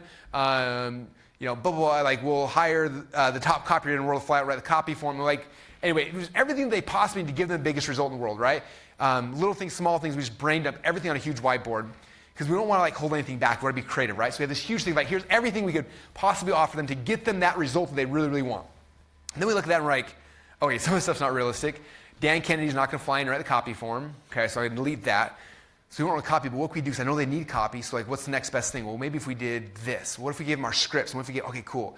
And like, okay, I want to fly to Russell's house, but Russell's wife will freak out, so that's kind of awkward. So what if we said that? What if we have them fly to Boise? Maybe we'll do that instead. Or maybe we'll do a virtual thing. Or maybe, so we start going through everything, and we cross out the ones that we can't do. We circle the ones we want to do. The ones that are dumb, we just kind of get rid of. We try to figure out, like, how do we give somebody the ultimate result, right? Now, as I'm doing this, my number one thing I'm thinking about the entire time I'm building out the stack slide is, if they have this, will they get the result that I am promising? This is the key. What a lot of marketers do, and I hate it, it's dirty, it's unethical, it's wrong, is they'll be like, okay, I'm going to give them half the stuff, and then by the upsell, then I'll give them the rest. And they're trying to give like partial results. And that's BS. That's the fastest way to get people to hate you. Okay, in everything I do, I give full results. I don't hide things back ever, right? I'm not teaching you this and then I'm going to hold like module number 6 you get later. Like, I give you full results all the time. So what is the offer I need to create to give them the result that they desire? Okay, and I start going through that. So for me, as I'm kind of breaking this down, typically the first thing that I like to do, because I know that there's training involved, is I like to give them this, my system, right? What's the system they're going to need to go through? What's their training? And you can call it whatever you want. I usually like calling things master classes. That's kind of the cool new thing to do nowadays. Now that Oprah's got a master class, and Usher's got a master class, so whatever. You call it whatever you want. I like doing 6 weeks. So 6 weeks master class, whatever you want to call it, right? That takes them through this system. The reason why I like doing 6 weeks, a couple reasons. When I did my first training, I told you guys earlier, it started at 18 weeks and ended up going like 30. It was a year-long program. And like 8 months into it, I had people messaging me asking me for a refund. I was like, what? And they're like, yeah, this thing's just never going to end. I just wanted my money back. I'm like, are you kidding me? Like, I am completely over-delivering. I'm giving you training every single week for like 8 months now. And they're like, I know, like, it's never going to end. I want my money back. And I figured, like, people, they want finality. They want a beginning and an end. So we have to have an end. So that's number one. Number two, so then I started doing like, all right, we'll do a 4-week masterclass. The problem with 4-week masterclass is if you have a 30-day guarantee, by the time it's done, you lose, like, people get everything, and then some people, the unethical ones, will be like, oh, I got my stuff, I'm out, and they'll get a refund. So about 6 weeks, it pulls people through the refund period, but it's not too long that it never ends. So I love 6 weeks. We've done 8 weeks and 10 weeks as well, but usually it's somewhere in that range for me. That's my personal favorite. Okay, so number one is like, here is the system that I'm going to be giving them. Okay? All right, now I'm coming back. After I have the system, now what a lot of people do mistakenly is to create this offer, they think they need to keep giving them more training, more info. So they keep like 6-week class, then my 12-week class, then my 38-week class, and it's like, ugh. people see that offer and they're like, that's kind of, no, I don't really want that. Like that seems like more work to them. Okay, this is like going through your system seems like work. It's like they need it. They know it's an essential part to get them from A to Z. But if you just keep stacking on training, it doesn't work as good. So the second thing I try to do is, okay, as I'm giving them this thing, what tools can I give them to make this process easier? That's going to be the next time I'm thinking, okay, so if I'm giving you, so ClickFunnels, for example, I sell the 6-week Funnel Hacks Masterclass, but then I'm giving them the software, because I'm like, you're going to need ClickFunnels anyway, so I'm going to give you the software becomes the tool, right?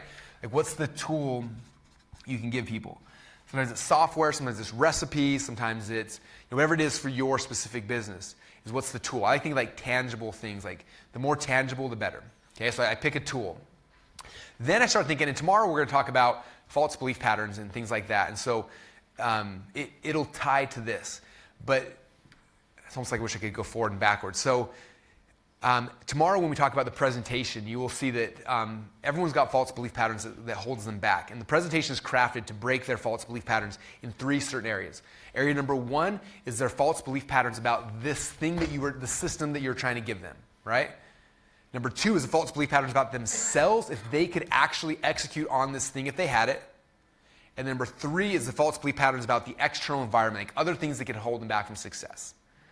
Okay, so for me, when I'm creating my next 3 things inside my offer, I'm thinking about that. I'm looking for tangible things that I can give them that'll help them break their false beliefs about the vehicle, their internal fears, and their external fears. Okay, that'll probably make more sense if you've read. It will definitely if you read the book, but also tomorrow as we go through the presentation, it'll make more sense because the presentation ties to the offer. So it's chicken and the egg kind of thing, right? So here is internal. So I'm going to say internal tools. Or vehicle tools, internal tools, and then external tools. All right. So vehicle tools. So for example, let's say I'm trying to teach you again for my Funnel Hacks webinar. You need software to build funnels, right? So I give the tool here, but then they're like, okay, that's cool, but like I don't know how to build funnels still. So I might give them. Well, I'm going to give you my top 22 funnels. Here's a tool you'll just have and you can use them, right? There's a tool that they can use, a tangible tool. In my high ticket secrets web class, the tools like the trading on how to do stuff, things like that, and the tangibles are like, well, I don't know how to hire salespeople. I'm like, cool. What we're going to do, because you need that, that's how you're going to make this vehicle work for you. You got to hire salespeople if you want salespeople, right? So I'm going to give you the ads, the training, the scripts, and like all that kind of stuff. In fact, I'm even going to train your sales guys. You just give them our scripts, play this video. This video, my guy will train your guy now that they're in business, right? So I'm giving them the tools that'll help them to break their false beliefs about this new opportunity I'm putting them into. Okay? Then internal. So it's like, I don't think I can do this. It's okay, well, do they need personal development stuff? Do they need hand-holding? Do they need a coach? What do they need to personally be able to feel okay doing this thing? And then the third one is external. Like, well, in my business, the external is always like, well, even if I had a funnel, that's cool, but I don't know how to drive traffic. So the external is like, well, let me show you how to get traffic, and that's easy. Or copywriting, whatever they think that might hold them back from this result. Okay, I'm trying to give them all the things so that when all said and done, like they have everything that they need to get the result. That's the key. If they have one thought like, oh, that's cool, but I don't know how to do blah. Like you look at my Funnel Hacks presentation, right? Like, I don't know how to get traffic. Cool, I give you instant traffic hacks. I don't know how to do copy. Cool, don't worry, I give you this. I don't know how to do everything that I can get them thinking about, like, I don't know how to do. I want to make sure it's included here because they have one thing left over that they think, like, I don't know how to do that. They're not going to give you money, right? And so you have to understand, like, that when you're creating this offer, you're going through all these things. You got the training, the tools, and then things to break down all the false beliefs they have about their ability to execute on this thing. When those things are all gone, now they've got an irresistible offer, okay? And now the art, so this is I was talking about there's the art and the science, right? So that's the science. The art, I can't do for you. The art is you. You got to look at this and go, okay, what can I create that gives them that? What tool can I create? What tangible thing can I create to destroy this thing and that thing? Okay, and the art sometimes takes a little more thought and makes you think a little bit. Like that's something you got to think about for your people.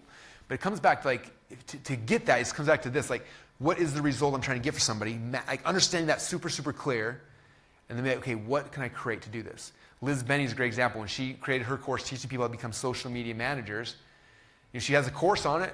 But then it's like, what are these internal? But like, well, what do they need? Like, 'cause they need contracts. I have contracts. I'm going to give them all my contracts. Oh, they need proposal documents. Like, I'm going to give them that. And like, that's where the art comes in. Like, What are the things holding back from that result? And you got to think about your specific thing. Like, what's everything they need? If this was your mom and she was about to lose her house, she had 30 days left, and you're like, you got 30 days so you lose your house. Unless you get this thing to work, what would you give your mom to make sure she had success? Like, think about from that level, and you'll start figuring out, like, okay, what's the art? Like, the art of what she actually needs to get this result. And the better you get thinking about that, the more it's going to work. And look at Andrew O'Brien's offer. Once again, like, this stuff, like, these things are all stay the same, but, like, the result, like, for people to be able to watch him do this thing and then someone's going to win the business at the end, like, oh, that becomes, like, this level of, like, just makes it so sexy and tangible, and, like, oh, I got to see this. Like, I got to be part of this thing, right? So think about that right there. And then the last thing here is, like, I like having some kind of bonuses. Like, what's the other bonus that you can give them that's just off, like, stuff that people wouldn't expect. When you give it to them, they're like, oh, that's cool. That's really cool. Was not expecting that. You create an extra bonus, okay? So again, there's the science. The art's up to you to think about for your business. Okay, now one other thing, I'm running close on time. So another question people always ask a lot about, though, is like, well, how do you assign values to this? Because I want to make sure that this offer I'm going to give to them is worth at least 10x. Like, I want to make sure this is worth 10 times what I'm asking them for. Okay? So if I'm going to ask them $1,000 to buy this, I want to make sure that this is worth at least $10,000. If I'm asking $300, I make sure it's worth at least $3,000. Okay? That's my metric. It's at least 10x thing. So the way I do it is I come back here, I evaluate this. Now sometimes it's tough because people like, let's say one of your tools is like, I'm going to give you my script. Okay? So my script that we use for High Ticket Secrets program is 2 pages. So how do I assign a value to 2 pages? It's like, what, 12 cents?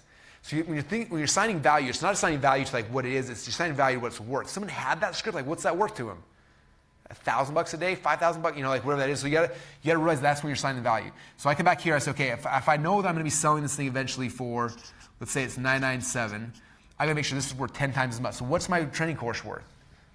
Like if someone was to come here and I was walking that process, would that be worth, like if they could lose weight, is that worth $5,000 to them? If I could help them to get their finances right, is that worth like what would that be actually worth to someone?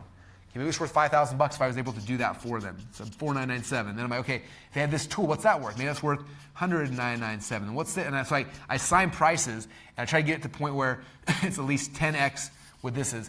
If it's not worth 10x, then I know this offer sucks. Not sexy enough. Okay, I did a whole podcast a while ago about how to like turn up the sexy on your offer. Like how do you just take that and crank up the sexy? And it's not by jumping in. Simply this by dumping in more stuff. Like more stuff doesn't necessarily get people to buy. It's like increasing the sexiness of each of these things. 2 pieces of paper that have my sales script on it is boring. If I explain it a little differently, like these 2 sales scripts have been developed over the last 60 years. In fact, every single call center that's ever sold real estate, stock, mortgages, or anything related to that has used this. In fact, it's been refined by, to date, at least 5,000 different salespeople. It's gone from person to person to person. At the end of this process, if you look at the cumulative money made off of these 2 pages, it's well over $5 billion documented, probably more than that when all is said and done. And these scripts, the only way to get them is to actually own a call center. And guess what? I used to own a call center. And I have these scripts. They're here. They're the ones my guys use every single day. These 2 pieces of paper will change your life and unlock everything. Like, so I'm cranking up the sexy here. I can give those to you. I have the right. These are mine. We modified it, make them ours. They're mine. I can give this to you. I'm going to crank up the sexy if you guys want it. Now that script's worth what? Just worth a lot. That's worth 20, 30, 40 grand for 2 pieces of paper now. Now all of a sudden, all the metrics now make sense, right? So how do you turn up the sexy on your offer? Like how do you turn it up? Okay. Now we'll get into that a little tomorrow with story selling, things like that. Okay, I got one more piece, and then we're going to break. So the last piece in here, I have my skinny marker. I can't write on skinny marker. I just talked to you guys about this. The last piece here is the OTOs, the next thing. Some of you guys are getting good at creating this, right? And you create something that's so good it gives them a result. And the question came through is like, okay, well, I've created this front-end offer, but how do I create upsells and downsells and then the next thing? Like, how do I sell the next thing? So I want you guys to understand a really cool process. Because my goal is I want to create this thing and I want this to be complete. I want this to leave no holes for people. Okay, if you're leaving holes, you're doing a disservice and it's going to come back and bite you in the butt. So here's the thing that they just bought. I need to create the next thing. So let me explain what I mean by that. And this is true in everything except for e-commerce for some reason. E-commerce, every time someone buys something, I sell more of the same thing on the next page. So there's the caveat. But in information products, this is the way that this works is it's always about the next thing, okay? I learned this initially when we first launched our 108 split test book. People bought the book And I was like, okay, these guys bought this book on split testing. They must be super excited about split testing. So we had like a $300 course on like split testing and analytics and all. It was awesome, right? And people started buying the book, and they buy this, and guess what happened? Almost nobody bought. And I was like, what? They raised their hand saying they're interested in split testing. Why are they not buying the split testing trading course? And I had a friend, his name Tim Irway. He messaged me, and he said, hey man, I bet your upsell sucks, right? And I was like, well, yes, but how did you know? And he's like, dude, you made the biggest mistake everybody makes. It's like, what's that? I want to know. And he's like, you already scratched their itch. I'm like, what do you mean? He's like, well, when they had the problem, they raised their hand like, oh, I want to learn about split testing. So they bought this thing, and the second they buy the product, like that itch has been scratched. In their mind, like, cool, I got split testing taken care of. So for my next page, I'm like, hey, do you want more split testing? They're like, no, like, I'm good. I took care of it. It's like somebody like, if you sell a product like how to get six-pack abs, and they buy that, even though they put their money in, they put their transaction, they bought it. The second they bought that, in their mind, that problem has been solved for them. Even though they haven't got the book, they haven't read it, they haven't done anything. The second they buy it, there's something weird in our minds where we say, boom, that problem has now been solved because the purchase I just made, and it's done. So next page, I'm like, cool, you bought the how to get six-pack book. Now I'm going to give you a training course on how to get six-packs. They're like, no, my itch has been scratched. I got six-pack now. I know I haven't actually got them yet, but I got six-packs, right? I got six-pack abs. So that in the mind of your customer, if you understand this, is that they just bought this thing. Their itch has been scratched. That's why it's okay and it needs to be complete. People try to like pull this out so they can be like, oh, well, you're not going to be successful without this, and they try to screw their customers over, which breaks the long-term like relationship. Instead, we give them everything, make this complete, and then we sell them the next thing. Now that you have this entire thing in place, what's the next thing they need to continue to get that result or make that result even better? What's the next thing? Okay, so my split testing book, you buy the split test book. The next thing then is like, I've got tests down, but I need traffic. How do we get traffic to my pages? Oh, cool, you got split testing figured out. Come over here. The next thing you need is traffic. Let me make you an irresistible offer now on traffic. Okay, and that's how you got to think about this stuff. Every offer needs to be complete, and then you think, when someone buys this, what's the next problem it creates for them? Now I know how to split test, I need more traffic. Now I got six-pack abs, where should I buy food at? Now that I've got whatever, what's the next thing? Okay, so for you, it's thinking about that. Like, now they have this complete system. What's the next logical thing that they need to be more successful? Okay, and that's, you guys, how you create an irresistible offer. So walk you through again. Step number one, you got to build a system. You do that by running ask campaigns. Find a hot market, ask them what they want, and giving it to them. Then you need to create, not a product, but creating an actual offer and learn how to turn the sexy up on that offer. And from there, you turn this offer into a stack slide that gives you the actual tangible representation of what you will be selling them, which we're going to be doing this tomorrow, so we need to make sure we have this done. And then number three, if you're going to have upsells or things like that, understanding that this is complete, it's finished, and now you're looking at what's the next thing they need. When they have this, what's the new problem it creates, or what's the next logical thing that they need in the progression of them in that thing you're trying to help them with. So that is it, you guys. That is how you create an irresistible offer. I hope you love that. We'll take a break for about 10 minutes. When we come back, I'm going to do some Q&A. So if you have any questions, please post them in the comments down below. We got a whole bunch of them. I know Steven's been putting them together. So in 10 minutes, we'll be back. We'll do a few minutes of Q&A, and that'll be a wrap for today. So I'll see you guys here in about 10 minutes.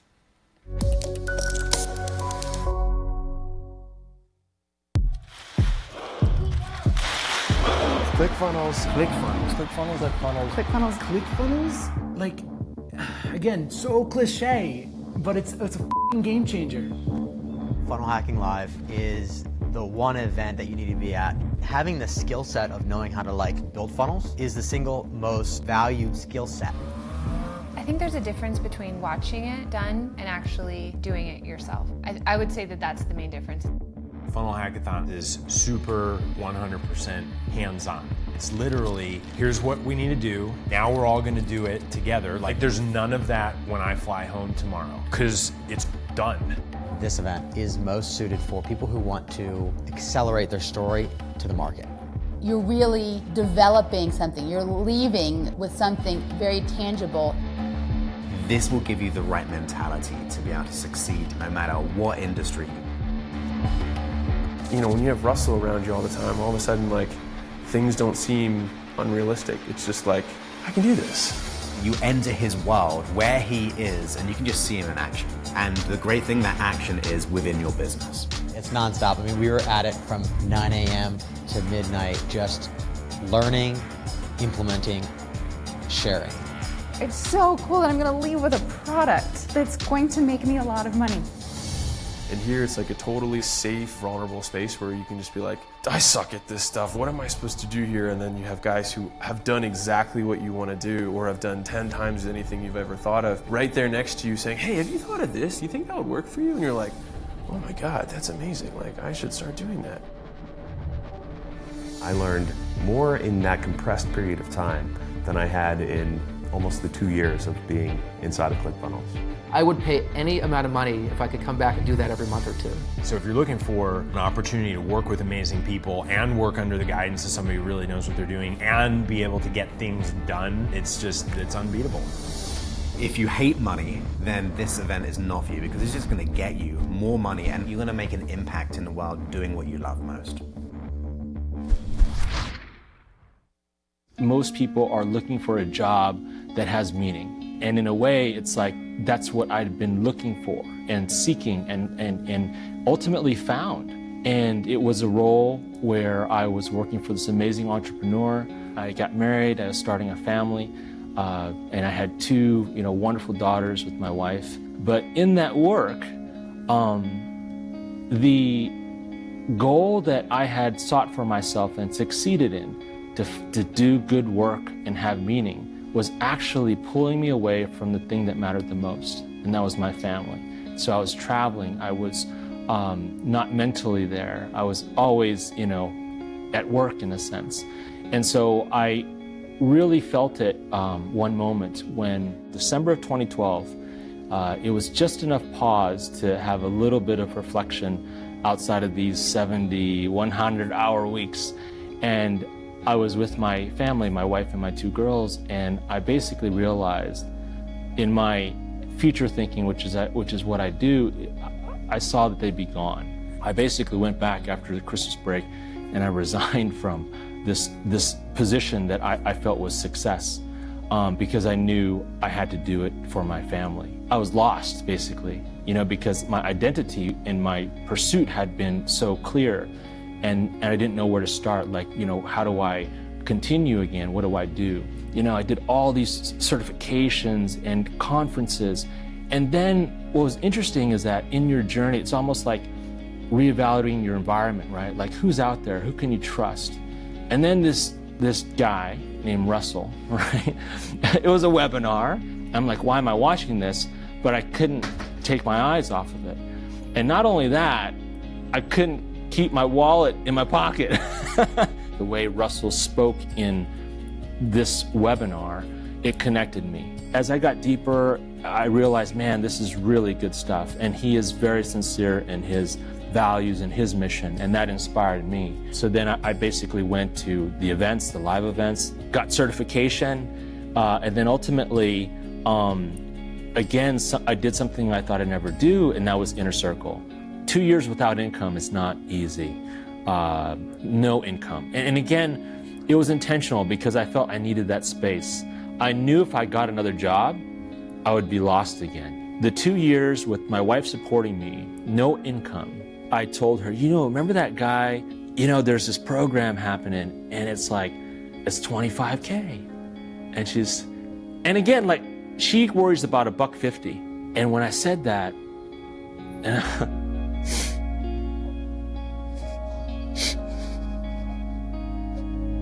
I'm thinking about the support, and I think that's so awesome, and I think that's where when she said yes, and I was still not sure, right? It's a lot of money. It's a lot of money. I mean, we basically got creative, to basically support this journey, and for her to say yes when she worries about a cup of coffee, it was huge.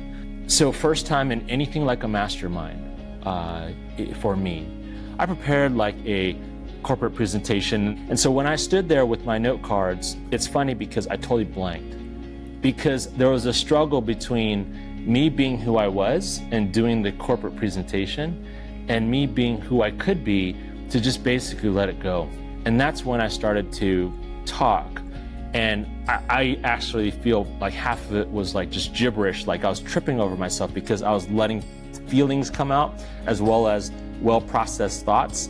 at the same time. I spent most of my life in corporate and startups, like Silicon Valley startups. Garrett, he read me, and he just basically challenged me to just change who I thought I was at the moment. So I had a jacket on. He said, take your jacket off, and and then I had a folder in my hand because I was doing that corporate thing and I was thinking about bringing it. And I put the folder on the ground and he's like, do 10 push-ups. Do some push-ups real quick. Seriously, get down. Do like 10 push-ups real quick. You all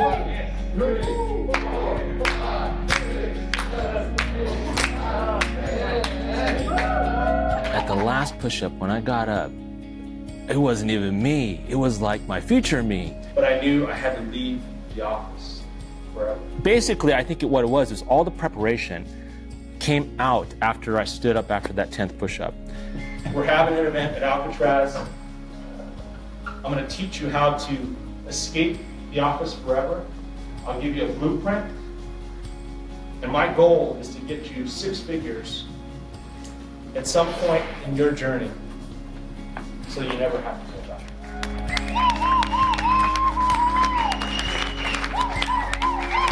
And it was pretty magical. It really was. And what it really showed me was the potential, right? It just kind of gets me a little bit because it was the potential of what's possible. What I know more than ever from yesterday is like it's a no-brainer now.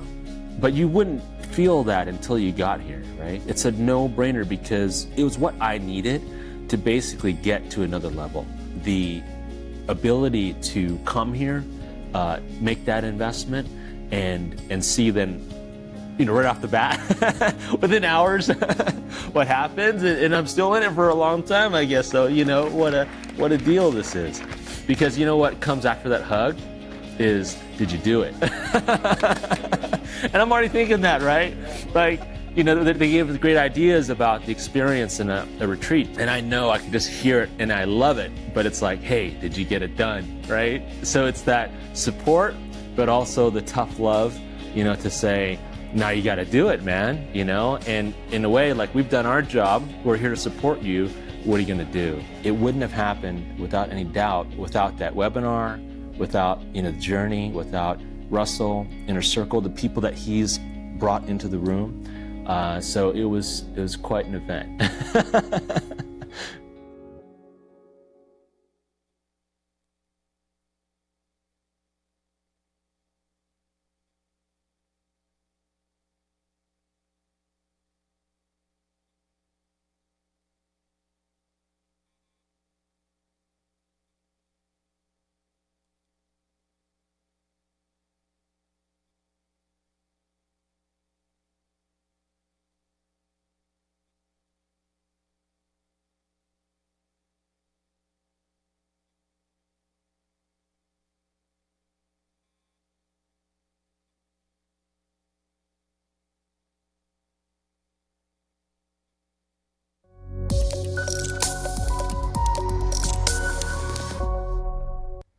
All right, everybody. We back live? We are. Well, welcome back. Did you guys have fun so far? That was a really fun day for me. I hope you guys enjoyed it. Good session. So this is Stephen Larson, for those who don't know Stephen yet. He is the guy behind me building funnels all day with me. It's so much fun. And he was also back here while you guys were dropping comments, trying to congregate them all. And there's like thousands and thousands. Thousands of comments. So if it's not your specific question, sorry. Yeah. It's quite crazy between Facebook and then also if you go to ExpertSecretsMasterClass.com, which, by the way, those who are on Facebook, if you want to go get the schedule for tomorrow, it's all there. Between there, anyway, there's like 2,500 people between YouTube. Anyway, so thank you guys for coming and showing. And tomorrow's going to be even more fun, well, if that's possible. So tomorrow, again, the game plan is we'll be starting at the same time, 9 Mountain, which is 11 Eastern or 8 Pacific, so same time, same place. And the morning session, I'm going to be talking about... Big Domino. Oh, yeah. So this will be a longer session, probably be 2 hours. Because we got to cover a bunch of things. One is like, for somebody to give you money, there's like one thing they have to believe. So how do we knock down, like we call it the one big domino. Like how do we knock down that domino? And how do you do it in a way we don't feel like a used car salesman like trying to jam it down someone's throat. And it comes to do with understanding false belief patterns, storytelling, rebuilding belief patterns through story. And it's like, it's one of my favorites. So it'll be a little longer session in the morning. And then after the break, I'm actually going to do if you read the book, we talk about the perfect webinar, and I go slide by slide by slide in it, but then at the end I talk about a perfect webinar hack, so I'm actually going to do it live. So exciting. It's going to be awesome. You'll see it. If you guys want to see it in action, you can come and watch that, and then the next morning we're going to kind of break things down, and you'll see what I did and why I did it, and anyway, it'll be fun. And then we have a bonus session at the end showing how we got 3 million people to watch our Facebook Lives during the launch, which is kind of cool. So, crazy. All right, so with that said, so Steven's been going through, actually, you care if I tell him about your project you've been working on? Sure, yeah. So he had a secret project we had him go on. If you ever read, Jay Brennan has a book called the Mr. X book, which basically one of his students went through everything of his entire life work, like 30 years of stuff. And Jay's brilliant, but he's kind of like ADD all over the place, kind of like other people we know. And so this student took all Jay's stuff and they broke it down and put it in chronological order and made a book. It's like, here's Jay's teachings in the system, right? And then started selling a book for $500. Jay found out about it, sued him, ended up getting the book rights back. And it's like the best Jay Brown book in the world. It's like $500 a copy. Anyway, Steven had the opportunity to do that over the last 6 months. He went through 10 years of my videos. Am I getting sued? Hopefully not. We'll see. And we took everything and broke it down into chronological order into this really cool thing that we'll talk about tomorrow. But it's really, anyway, it's pretty cool. So he's been listening to me in his ear for the last 6 months, so I'm sorry about that. He can probably answer these questions for us if we wanted to. But all right, so should we jump in?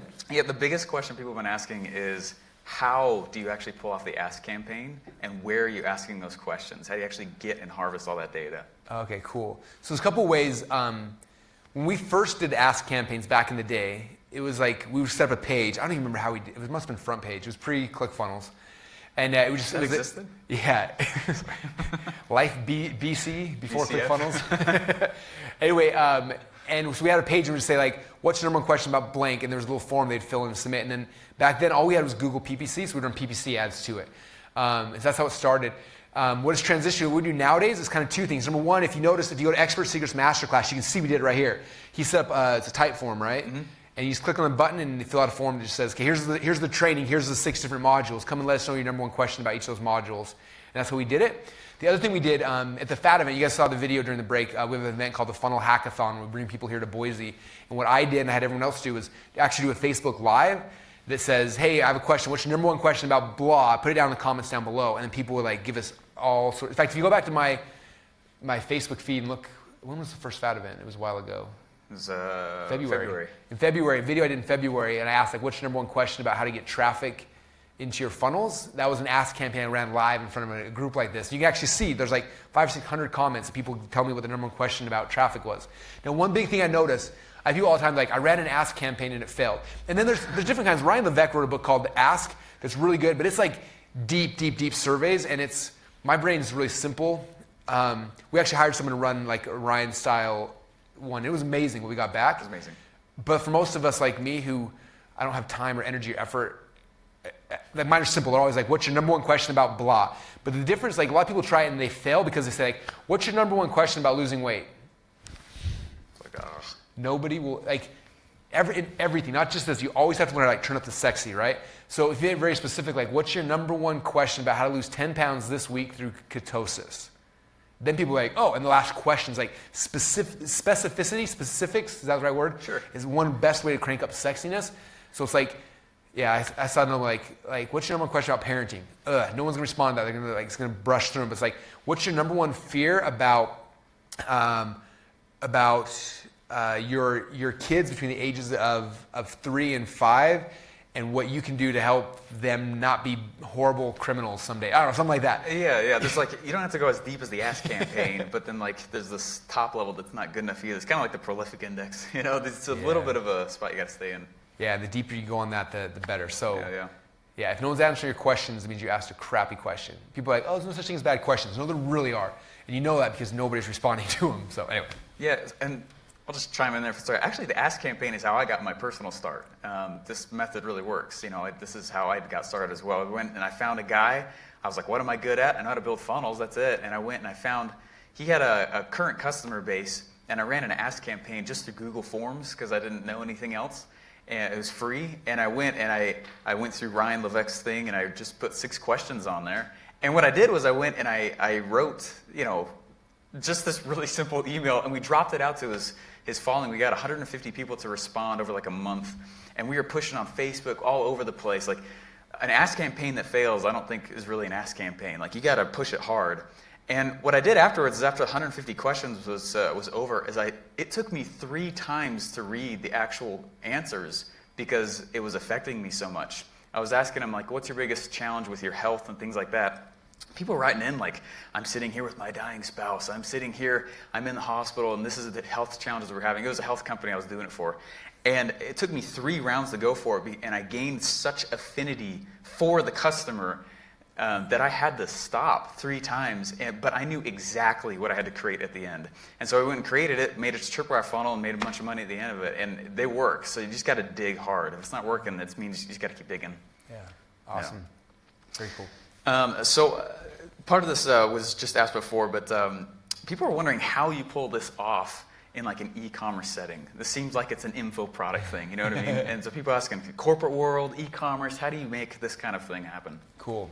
Give me an example of something that e-commerce, I can talk like high level and like, or like specifics. Give me an example of just any product, and I'll try to do it with it. Let's say someone's selling a supplement. Okay, so supplements. That's easy. All right, so let's just say you're selling a supplement that helps with, let's say you're selling prebiotics, right? Or probiotics. Which one is it? I don't even know. I don't know. The biotics that you put in your belly that do stuff, right? So why do people do prebiotics? Well, I'd probably ask first, like, hey, what's your number one question about probiotics? I can't even say it right.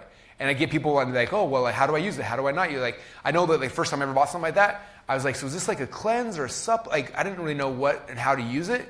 I knew like pop pills, like what else? Like, what's the thing, right? You always hear when they always talk about like, this supplement or like works when you do it with part of a healthy nutrition, blah, blah, blah, you get from your doctor or something stupid like that, right? Yeah. Like that's what we're talking about. So if I sell a pill, let's say I sell a prebiotic, probiotic, which one is it?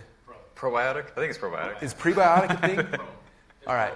There's both. Okay. We're not in that industry. Whichever one you're selling. Anyway, if you go to Amazon, you Google that, you Amazon that. You say that? Sure. You search that on Amazon, you'll see like 800 people selling the exact same crap. And guess how they do it? They go to the exact same laboratory. This is how the private label supplement company works. You call the private label company, you're like, hey, order 150 bottles, slap my label on, they ship it to Amazon. It's the same thing. Different labels, same product, everyone competing for the same thing. So how do you stand out? You stand out by not just selling this little thing. You stand out by saying, look, you get the product, but you're also going to get my detox kit, which is going to be this. You're going to get my 7-day reset. You're going to get that. Like, you bundle it with stuff, or all of a sudden it's like, dang, I can buy that and just get crap, or I get this. I get 16 training. I get training manuals, videos. I get, a tape measure that measure my stomach throughout, or just stuff like that makes it more valuable. I mean, even if you look at Amazon, just a picture of it, it's like, here's a picture of a supplement bottle versus a picture with that, and like e-covers and video, just like the look of it, like looks different. Okay, wrap it. If you look at Ryan Dice and Perry Belcher, one of their most successful offers they ever created was the free credit card knife. But if you look at that page, it wasn't just a free credit card knife. Like, you look at the offers, like the free credit card knife, and then there was a monitor, and there's a picture of like the survival training course, like 30 days to kill people with your new magic wallet knife, or whatever, PDF right? and all this stuff. PDF and a video. Yeah. And it's like, oh, that's an offer. Like, that looks really, really cool. Like, yeah, the knife is like a cool little Chotsky, but I want the whole system, right? So it's looking at that. I would look at, let's pick a business professional, let's say financial planner, right?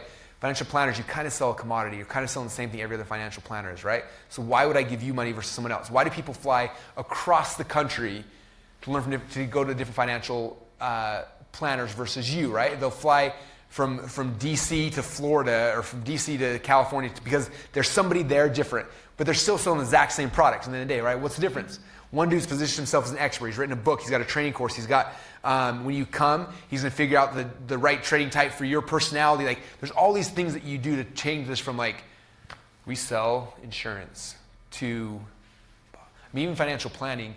They took the product of buying insurance and they wrapped it in a sexy offer called financial planning, which is a little bit sexier.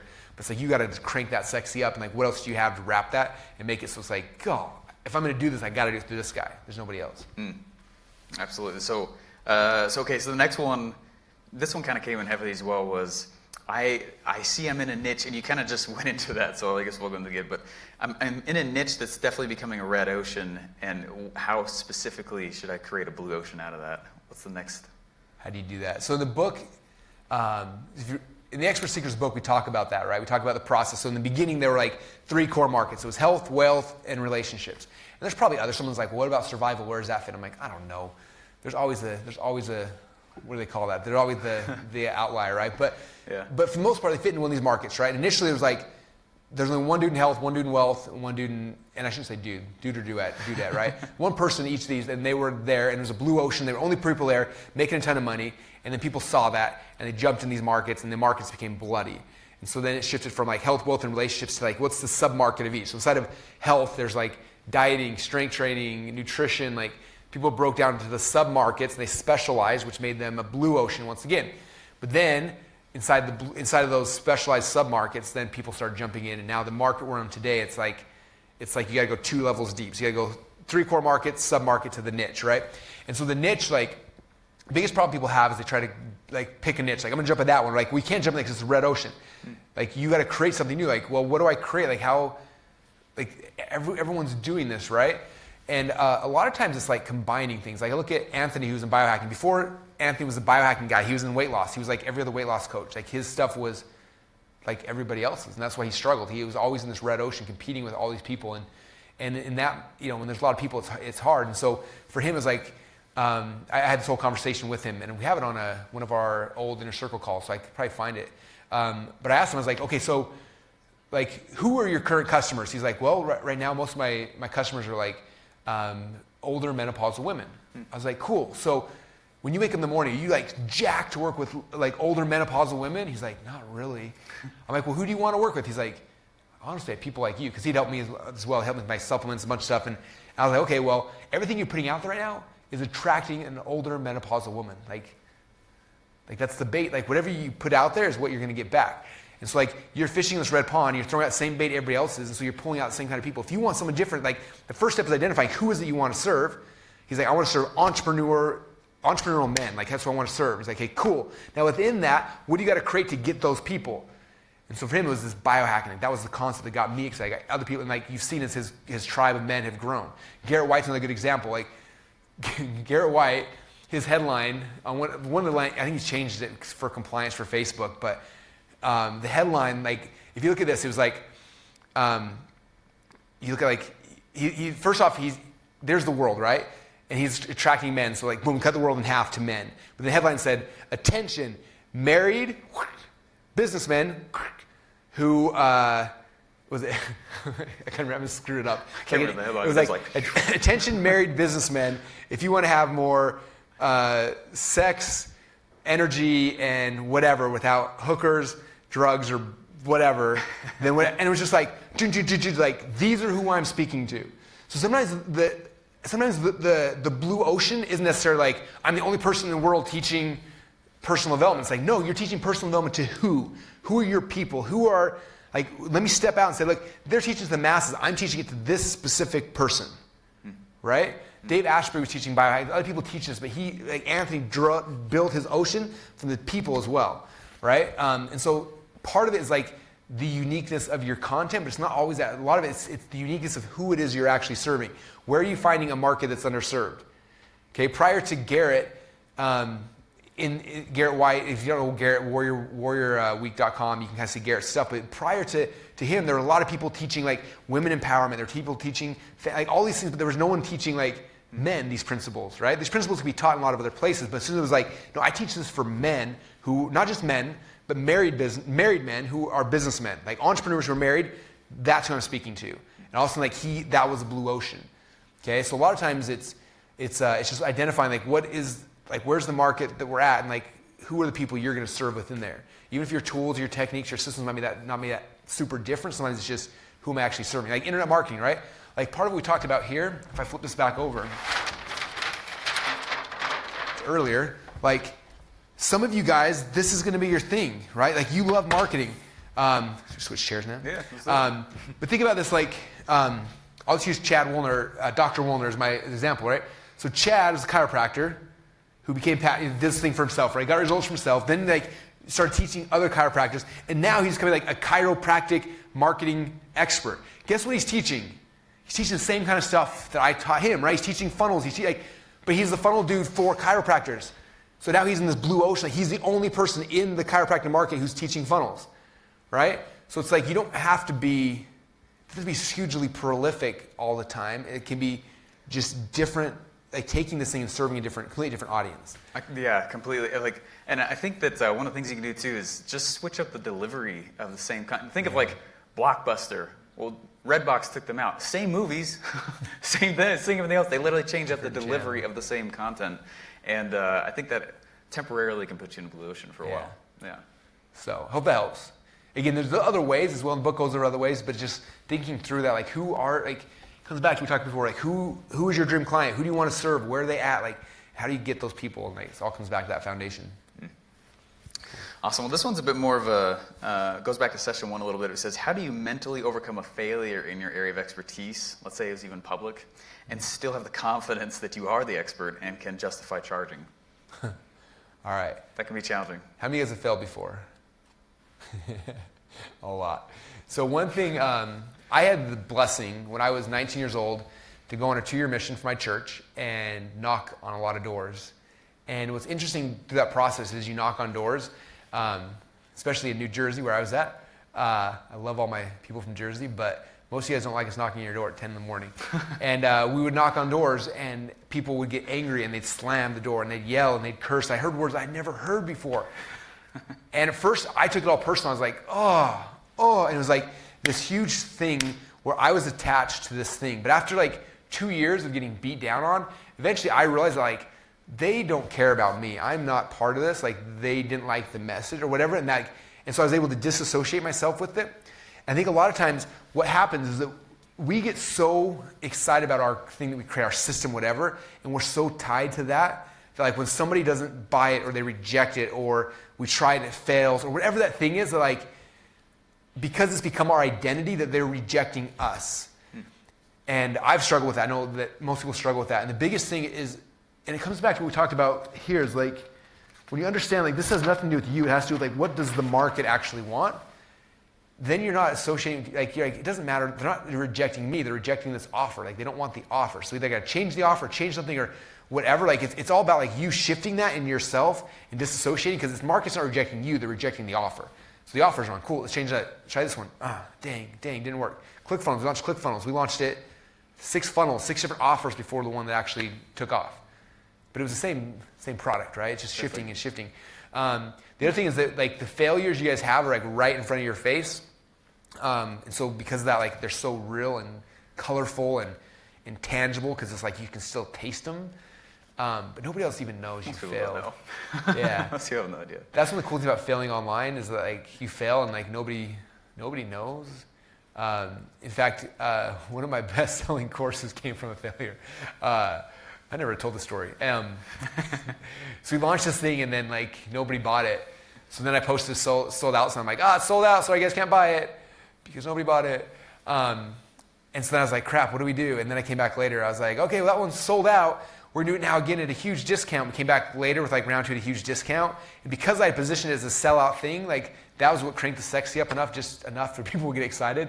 And then a whole bunch of people bought it. So anyway, it's just, most people don't know. They assume whatever. And the other thing is that people do hate you, like it doesn't really matter. And honestly, if people see you fail, not that you should go try to, but you become more human, I think. Yeah. You know? Good example like at Funnel Hacking Live, I did a presentation called Your One Funnel Way. Yeah. For those who were there, how many of you guys were there? If you were there, comment down below. Anyway, and I for like, was it 60 or 90 minutes, I just went through all my failures over the last 12 years, which was really hard. And what was crazy is at the end, like, that was when I think connected to my audience the most of everything I've ever shared. So be okay sharing those things because everyone's failing all the time. And you failing, as much as you think it's going to push people away, it's actually what will draw people to you. So this one kind of ties slightly into, someone wants to know, okay, I've got all these things I love and do, but like I'm having a hard time finding my superpower, finding where I should actually drill down in personally. Yeah. And if it's all right, there's a piece of advice my dad gave me when I was growing up, because I was going through the same thing. Like, I don't know what I'm good at. I don't know there's nothing in particular that's really, attractive to me or whatever it is. And he said to me, okay, what is it that you think about when you have nothing to think about? When you're in those times where there's nothing, like you're not supposed to be thinking about schoolwork, or you're not at work, you're not whatever it is, like those periods where you have nothing to think about, where does your mind go to? And for me, it was it was business, just business in general. And I was like, okay, well, it's pretty broad. Well, I'll just try business, whatever that is. So I took a step forward, realized I don't like that, I don't like that, I don't like that. You know what? Internet's kind of cool. I took a step forward. Okay, I don't like that, I don't like that. And it was a journey for me, kind of like Russell was talking about. This transformation happens over a period of time. And because of that, I found it. It wasn't like it popped up in my brain. So you just got to get moving. Yeah. Motion is like so important in it. And like the way you just illustrate is really cool. It's like, and not to get religious because it's not supposed to be, but it's the same thing as faith, right? It's like, I don't know where I'm going, but I know it's that way. And like, it's like foggy and there's a mist and you're like, I don't know, but I can't see where I'm going, but I'm going to take that step. And as soon as you step there, like all of a sudden you're like, oh, it's lighted up to that point. And you're like, oh, and you take the next step. And as you keep going, like, eventually you'll kind of find, it'll find you. Like it's part of this whole journey that you got to go on. And what's cool is that as you're documenting that journey, because I think in our heads all the times we think like the journey's gonna go like this, but as you're documenting, it's like, whoa, and then like it zigzags. But what's cool is like the people who are gonna be following you, like that's the same thing they're going on. And so it's not something like, sometimes it takes longer to find it, but it's just like, it's the action of moving that causes that. I had, probably 10 years ago when I had my first 2 or 3 employees, and it was funny because I was doing all sorts of stuff and trying this and trying that. I was failing so many times. I was just doing stuff. And the 2 guys were sitting next to me, and one day at lunch, they said, you know what the difference between you and us? They're like, and they're like, we're actually smarter than you. We're actually better than you. Like all these things, like the only difference is like you're moving forward. And so because like all these opportunities start coming to you just because you're moving forward. And he's like, we're not moving forward, just sitting here. And like, because you're moving forward, things open. And like, there's some weird thing about like speed and momentum and movement that you guys will find like, as you're moving forward, things will come. But if you stop and you sit back and don't do anything, nothing will come. That's what I'm talking about, this growth phase. When you come out here and you're like, all right, that's it. I know the result. I'm going to growth phase. Boom. And you start studying and moving and sharing and like and documenting. Like it's insane what'll start opening to you and start coming. And you're just like, holy crap. I don't know how this got here. I wasn't even expecting it, but there it is. And that's, I think about like ClickFunnels. People, like some people met me the first time through ClickFunnels. Like, oh, cool. You had this idea for ClickFunnels. You built it. I'm like, yeah, but that came on the back of 11 years of me running, trying to find what I want to do when I grow up.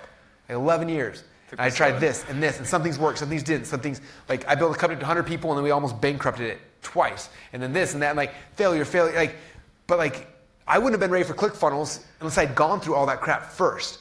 Like that's how I met my partners, that's how I met all the people and like the team that we've assembled, this Voltron Super Power Ranger team, whatever, of people that has become ClickFunnels all came from 10 years of running on this journey, meeting people, bumping into them, opening opportunities, me trying stuff, and then all of a sudden then the market was like, oh, ClickFunnels. And for me, we jumped into it. But sometimes you don't, it's not gonna happen today, like the end thing, but unless you start moving forward, you'll never find the thing. Like you gotta start creating and doing and selling. And what's funny is, if I would have defined myself on what I first created and thought was gonna be my end all be all 10 years ago, it was like night and day. And so it's like, you don't know, but moving forward, you'll get there. So it's the movement. Yeah. Anyway. I recently sat down and wrote down all of my failures in the last 7 years, and it was way bigger of a list than I thought it was. Like, oh. But then I looked back and I was like, I wouldn't be doing this for Russell and this without that experience that took 6 months for me to learn that lesson, or this one. And it's just, the momentum I think is huge. Yeah. So awesome. This one's a bit of a ball of yarn, okay? It's I'm stuck at 40K a year. Everything I throw at my business isn't getting me past the 40,000 a year. My customers, I can't tell if they don't have money to spend, or if it's a bad marketing on my part. I'm not really in one of those 3 niches either. So a couple, without seeing exactly what it is, it comes down to usually a couple things. Number one is like, how big is the pool you're fishing from, right? So if you're fishing from a pool of like 12 people, like you can go deep, but there's no way you can make more than that. Like that's it, right? So it's like finding the right market. Comes back to the hot market, right? Joel Irway, I mentioned earlier, he was in the engineering market and he was stuck. He loved engineers, but he was stuck because like that market wasn't deep. So 40,000 could be that you're in a crappy market. If so, you can change. I remember New Year's Day when I had my 100 people business and it was all collapsing around me. Tony Robbins put out a video and I watched this video and he said, hey everybody, it was him and Sage in Fiji on the beach. He said, hey guys, it's New Year's, it's time to rebirth and re-excitement. He's like, the reality is we can all change anytime we want in our life, but I want to give you guys permission today. If you are in a relationship you hate, it's New Year's, you can change. He's like, if you're in a business that you're not happy with, you can change. And he said that like 3 or 4 times, and I was like, I can change. I really can. And like, sometimes we're so stuck in like, oh, we can't because it's like, no, just stop. Just change. Like, no, like this vehicle I'm in sucks. I can keep sitting in here trying and trying and trying and trying. If I'm stuck at 40 grand a year and I'm miserable, if you're happy at 40 grand a year, then don't worry about it. Like, sweet, that's what you want. But if you're not happy, the vehicle probably sucks, number one, or you suck. That's it. So pick a new vehicle or improve yourself. Garrett White, I have a quote in the book. At one of our events, he's like, you got to understand this. At first, you're going to suck. And then eventually, you're going to suck less. And if you keep doing it, eventually you'll suck, what do you say? You'll suck so less, so little, eventually you'll actually be good, or whatever he said, right? And it's true, like, so either the vehicle sucks or you suck. And if you suck, you got to fix yourself. You got to learn how to sell. You got to learn how to create offers that are good. You have to learn how to, like, get more people in. And if you have a big market, you only have 12 people on your list, like, okay, it's time for you to get some skills to get people in or partner with the right people who can do that. But it's either one or two things. Either the market sucks or you suck. And so you got to be okay with that. And if the market sucks, change. If you suck, change. It's time to learn these things. It's time to make these skills. Time to start figuring this stuff out, finding your voice, getting your results, having certainty, serving people first. Start shifting away from trying to make money, shifting back to how to get results for people. And if you do that, all those other pieces will come into play. And if there's things, again, here's a Gary Vaynerchuk thing again, but I agree with him on this. He keeps talking about like, if you're good at something, like double, triple down on your good things, don't worry about your bad things. Like if you suck at selling, some of you guys I think should learn how to sell. If you're really, really bad at it, you shouldn't. Find somebody, bring someone on your team, build a team. Like I don't do everything here. We have 100 and something employees now here at ClickFunnels because I can't do everything. You can't do everything. So find someone that believes in your mission and what you're trying to do and what you're trying to create. Bring those people in and build a team and have some like you're the sales guy. Like when we started ClickFunnels initially, we had a bunch of people, but the 3 founding partners were me, Todd Dickerson, and Dylan Jones. Todd can code. I can't. I can sell like crazy and talk and get excited. Todd can't. Dylan, same thing. Like we each had our own thing and independently we couldn't have done it. In fact, we all had tried independently and had mild successes. But together it became something that was huge. And so start building your team of people that their strengths complement your weaknesses, and that's a huge part. All right, got 1:47 left. We got time for one more question. One more. Before we break for the day. Sounds good. Well, it kind of ties into what you were just talking about. It says, I don't want to be the face of my business. What are my options? Cool. So if you don't want to be the face of your business, first off, ask yourself why. Like, is it because you're nervous and you're worried and like, if that's you and you're nervous and worried, then I would say like you've got to learn the skill. Like I was nervous and worried, and like, but when I jumped out there, that's when it worked. So that's one thing. If number two is like it doesn't make logical sense, like you're really, really bad on camera, or you hate writing, or you hate whatever that thing is, or you're the technician or whatever, then it's building a team. Okay. Again, like when Todd, Dylan, and I partnered up, it was like, okay, well, Russell, you're the face. Todd, you're the brains. Dylan, you're the brains. Like they got to do the stuff, and I just got to be the one excited, right? And so that makes sense as well. But it's key that you understand. Like part of the reason I wrote this book is I want my team to understand. Like all these things weave together. Everything we're doing ties into this expert concept. So it's not like, okay, cool, you're the expert, dude. You take care of it, and I'm just gonna go back to coding. Like no, like understand that because all these things weave together. I got to understand what they're doing. They got to understand what I'm doing because it all amplifies if you do it correctly. So either master it, like be okay, master it, or find somebody who can be part of your team and bring that person on to be that person. So, well, cool, man. Well, everyone, did you guys have a good time today? I hope. It's good stuff. It was fun. Those are good questions. So the game plan for tomorrow, again, we're starting at 9 Mountain, which is 11 Eastern. We will be again at ExpertSecrets Masterclass.com. You can see it there. It will be streaming live. The schedule's there as well. So if you have questions you want for tomorrow, go to ExpertSecretsMasterclass.com. You can ask questions there for tomorrow's sessions. Again, the first session I'll be talking is the key. It's going to talk about big domino, story selling, knocking it. Like that's a very, very important key thing to selling. So make sure you're there. And then I'm going to actually do a sales presentation live for you guys so you can watch it, you can critique it, you can learn from it. And that's going to be happening tomorrow starting at 11 Eastern, 9 Mountain, which is 8 Pacific. And it's going to be a lot of fun. So if you're coming, comment down below. Let us know you're coming. Share this. Let other people know. This recording should be live for the next 24 hours or so. So if you want to watch it or share it, go and watch it. Let everyone know, and then we'll be pulling it down because this is an actual live training course we're recording. It's not just, this is something cool we want to do for you guys, but this is something we're going to be selling in the future. So The recordings will not be live forever, but they're live right now. So please watch them, share them, and that's the game plan. And we will see you guys tomorrow. Thanks, everybody. Woo.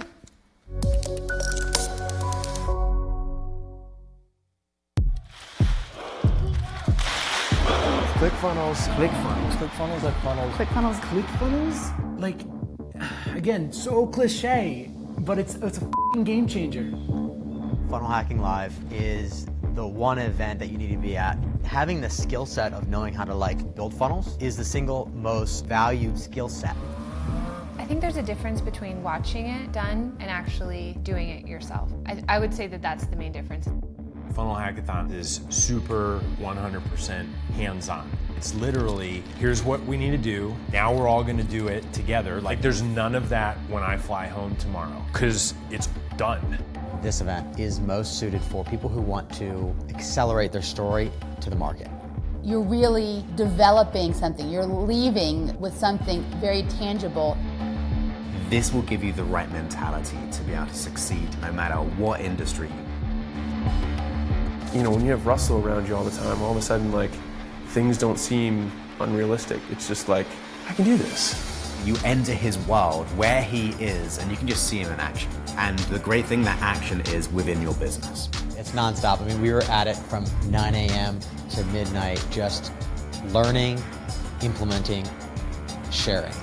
It's so cool that I'm going to leave with a product that's going to make me a lot of money. And here it's a totally safe, vulnerable space where you can just be like, I suck at this stuff. What am I supposed to do here? And then you have guys who have done exactly what you want to do or have done 10 times anything you've ever thought of right there next to you saying, hey, have you thought of this? Do you think that would work for you? And you're like, oh my God, that's amazing. I should start doing that. I learned more in that compressed period of time than I had in almost the 2 years of being inside of ClickFunnels. I would pay any amount of money if I could come back and do that every month or two. So if you're looking for an opportunity to work with amazing people and work under the guidance of somebody who really knows what they're doing and be able to get things done, it's unbeatable.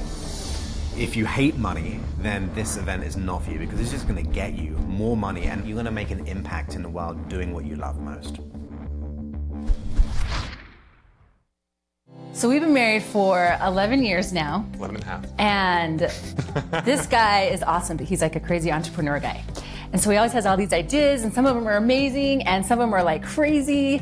And we've been doing real estate for about 9 years now, and we've done really well there, and we've systematized that. And he got to where he had a lot of free time, and we've always worked together. And there was this problem where I'd be doing things around the house, and he's following me around, and I'm like, you need to find something to do. Whoa, come on. It wasn't that bad. And so he started to hear kind of about online marketing. We always knew that if we could get online or learn how to market online and how we could kind of open up our world to other things besides just the real estate, because as we love real estate, it can also be risky. And so we kind of wanted to mitigate some of that risk and kind of go into some different areas. And so we started to hear, this guy, Russell Brunson, and we hear his name everywhere we go. We're like, who is this Russell guy? And I think you went on a binge of checking out podcasts. And yeah, someone told me about one of his podcasts, and as I'm coming home from Tampa and layovers and just listened to I think 80 podcasts. Maybe that's exaggerating, but listened to a lot of podcasts on the way home and just thought it was amazing. But then at the same time, I heard him talking about funnels, and then someone else was telling me about a funnel, and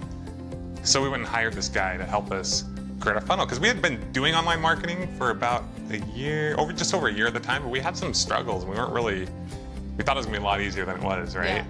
Yeah. And our message just wasn't getting out there. We weren't finding the people we wanted. So we found this guy who was gonna create this funnel, and we didn't even know what a funnel was before that, right? No, we thought we were like, we have this awesome real estate package, we're gonna put it online, and people are gonna I'll take that. We do well, and we thought everyone else is gonna wanna learn how to do it, and it's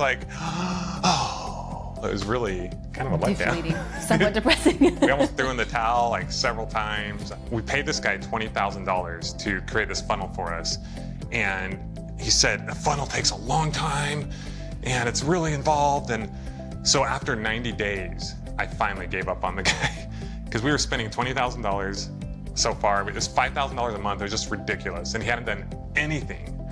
And we'd heard more about Russell, and we knew he had this event coming up, and we're like, okay, we just gotta go.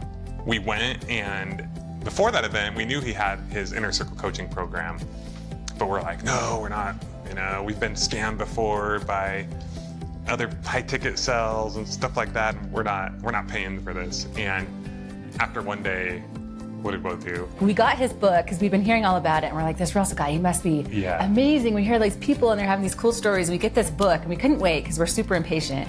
And so we get the audio, and we're both listening to it, and I'm on the beach running, and I'm like, oh my gosh, this is brilliant. Like, we're not doing any of this. We need all this stuff.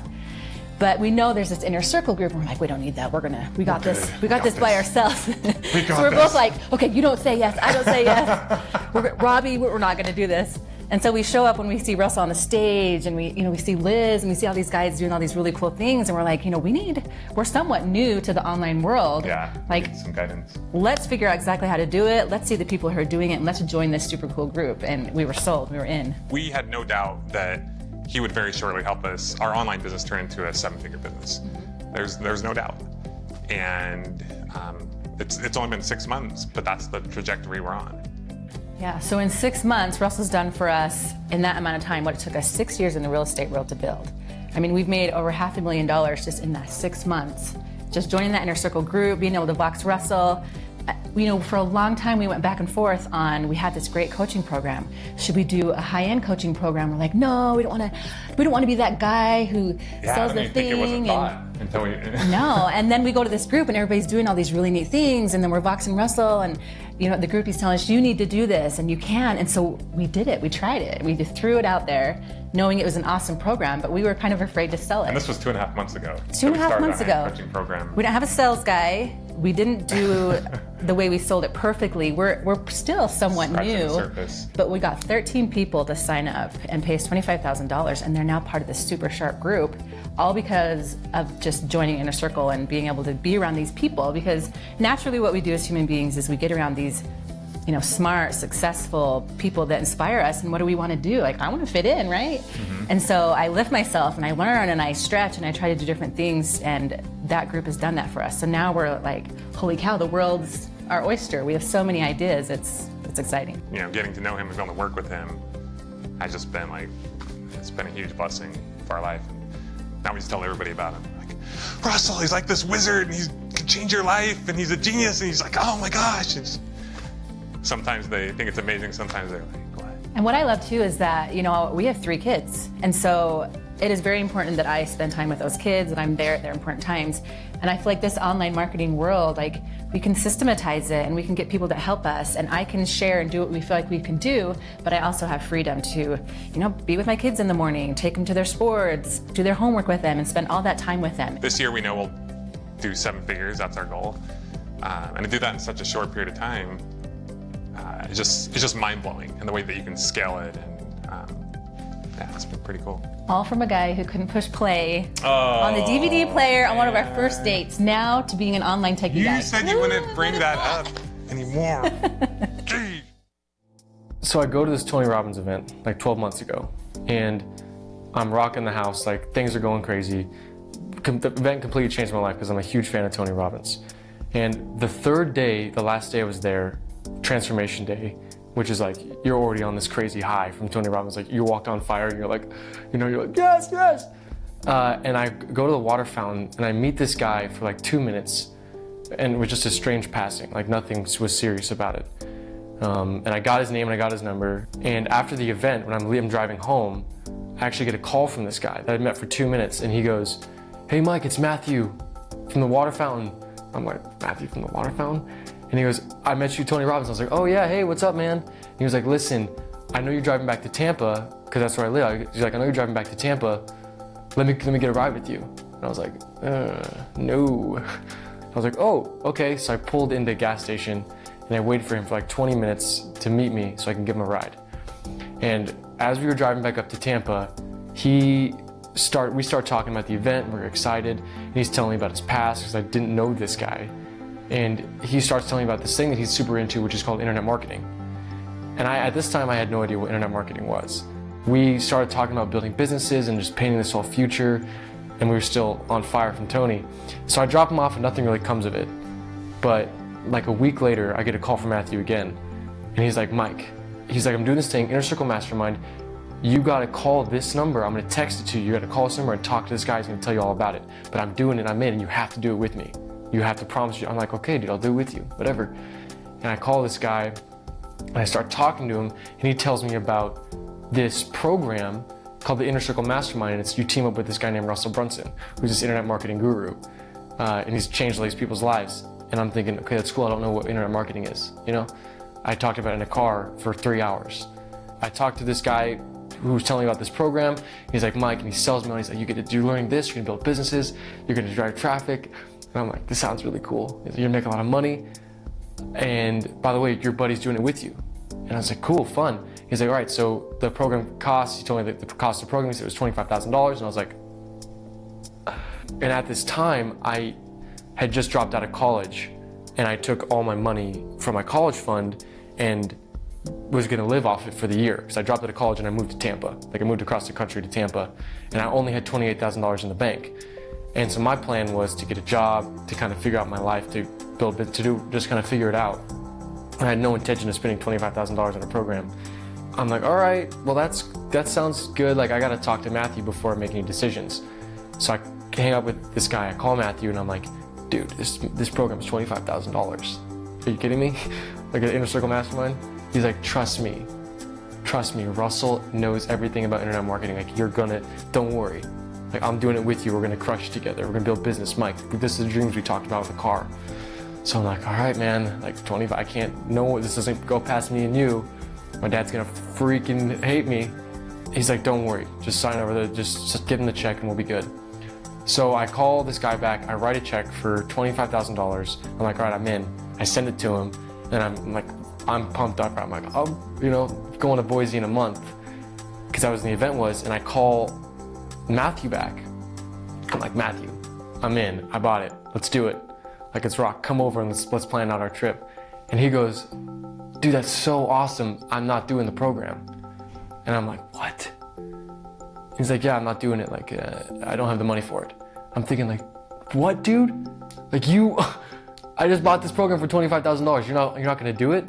So I was sitting in my room like, oh, I gotta return this program, I'm freaking out. Only got $3,000 for a whole year. I don't know what internet marketing is. So I fly out, and I'm there for a couple days, and in that process, I had learned more about internet marketing than I felt like. It was like a waterfall of information. And I took that, and over the last 8 months, I mean, just to credit it, last week I made more in one check last week than I've made all last year. Doing the traditional building business or working a job, I made more in that week. So Matthew calls me up like 3 weeks ago. I'm starting to make money, I'm doing good. Matthew calls me up and he's like, Mike, dude, how are you doing? I'm like, oh, great.